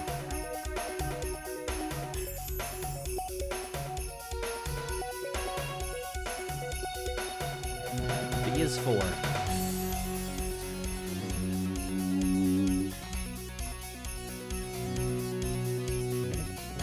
Now here in the fields, I fight for my meals, get mine back into my living. Don't need to fight to prove I'm right. Alright, F sharp 1. The B which is 4. F sharp 1. B which is 4. D sharp which is 2. C sharp which is 5. With the sus 4.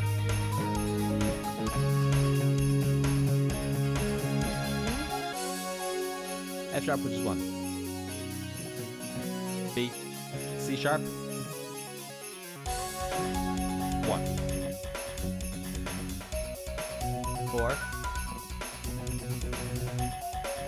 1. 4. 2. Going to a 5.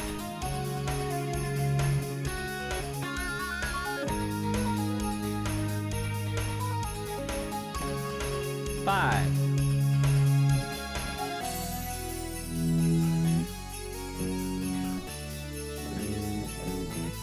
Okay, hold on. Lost the plot there.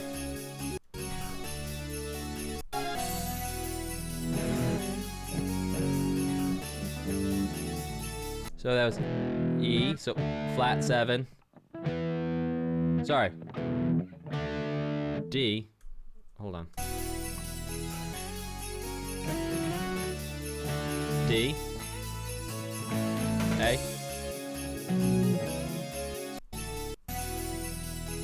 Sorry.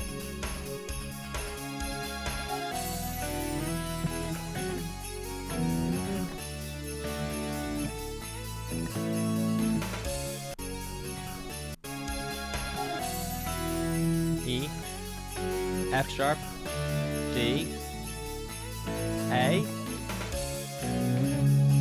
To C sharp, which is 5. Build on 5. Build it. Back to 1.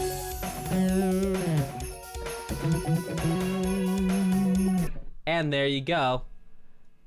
That's just the way the cookie crumbles. Let's keep it rocking and rolling with the next one, which is called Bonus 1.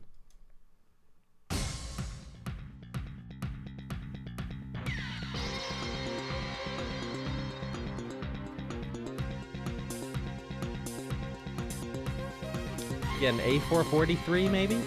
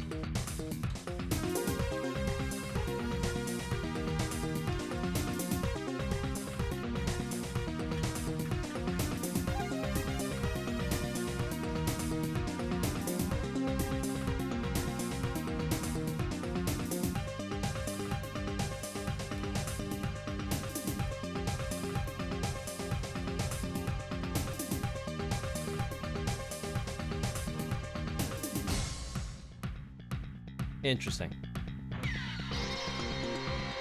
Okay, C is 1.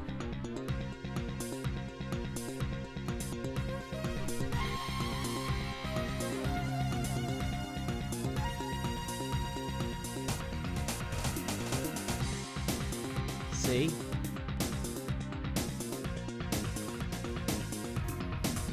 B flat to C.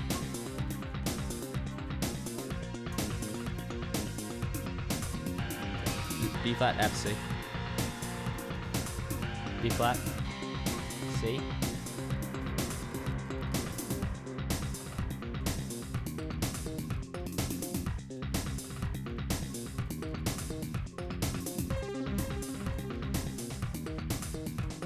That bass line's going E flat, F. E flat, F.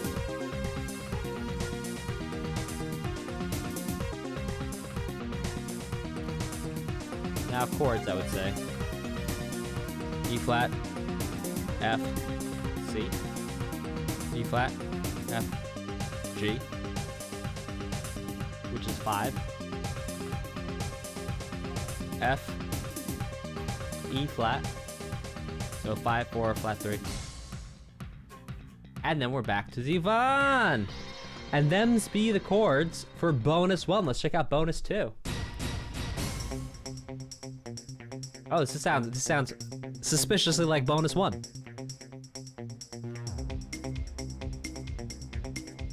Type a 2 in the chat if you think this is gonna be the same chord progression. Type a 2 in the chat if you think this is gonna be the same chord progression. Comment if you think this is gonna be the same chord progression.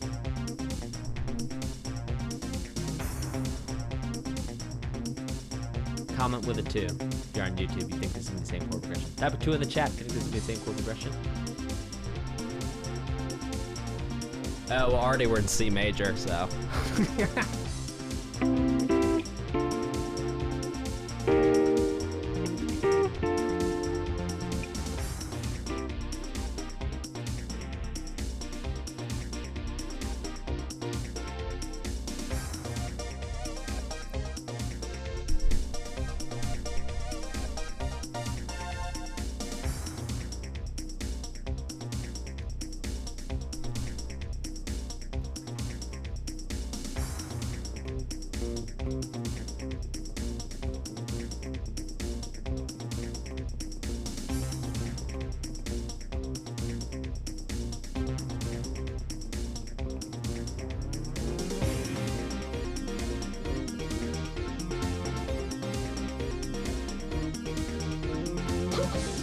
Similar chord progression.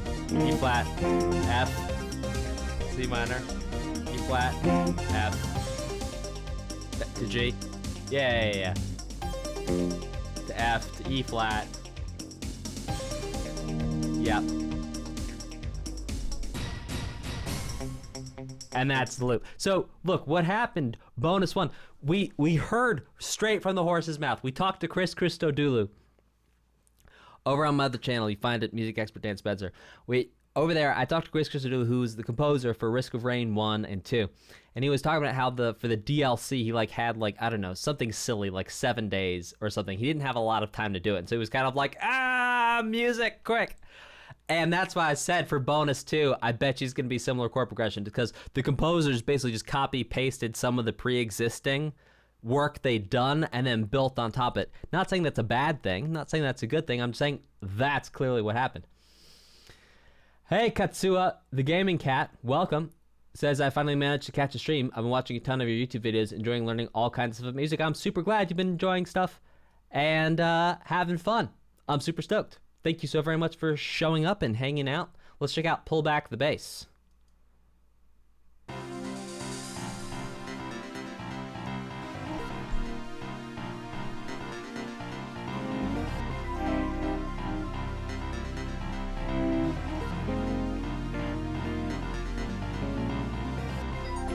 C sus4 to C major, B flat sus4 to B flat major.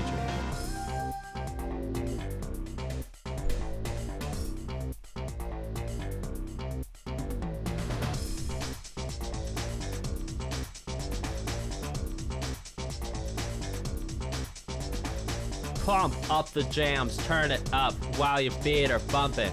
Get yourself on the dance floor. Make my day.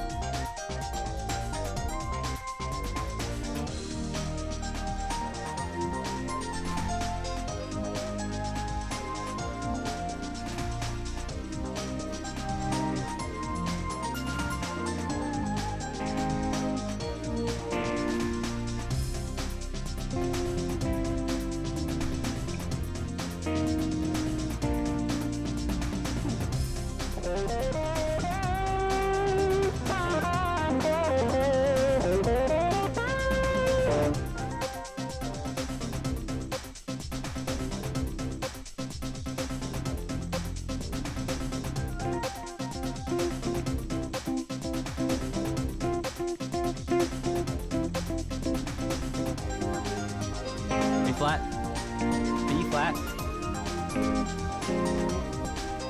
C minor, A flat, B flat, F minor, G7, back to C minor.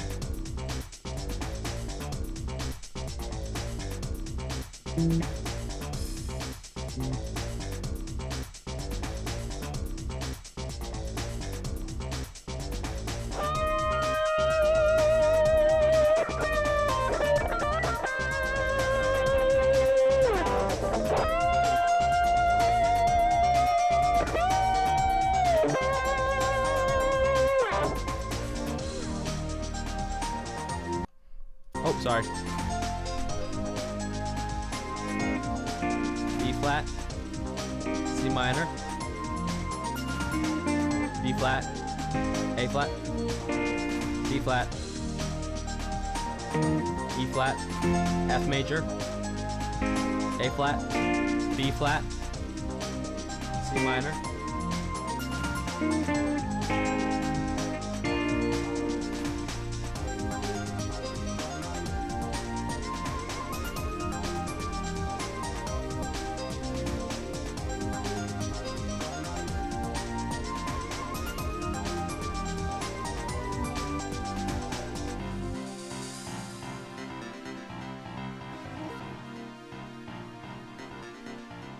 All right, guys, let's bring this puppy home with the finale. Sorry, I just realized I'm yelling so loud it's peaking the microphone. Sorry.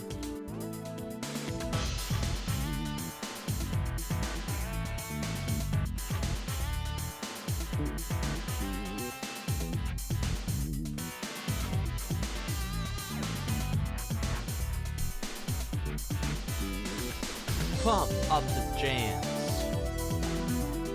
Pump of the jams. Pump of the jams. Pump of the jams.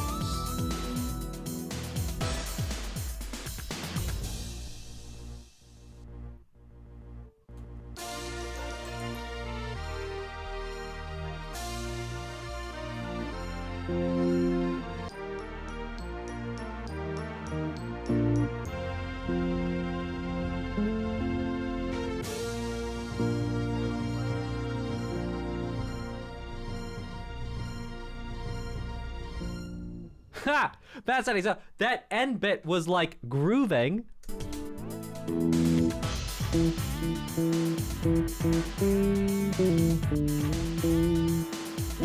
Like an E thing, and then all of a sudden we're in B flat.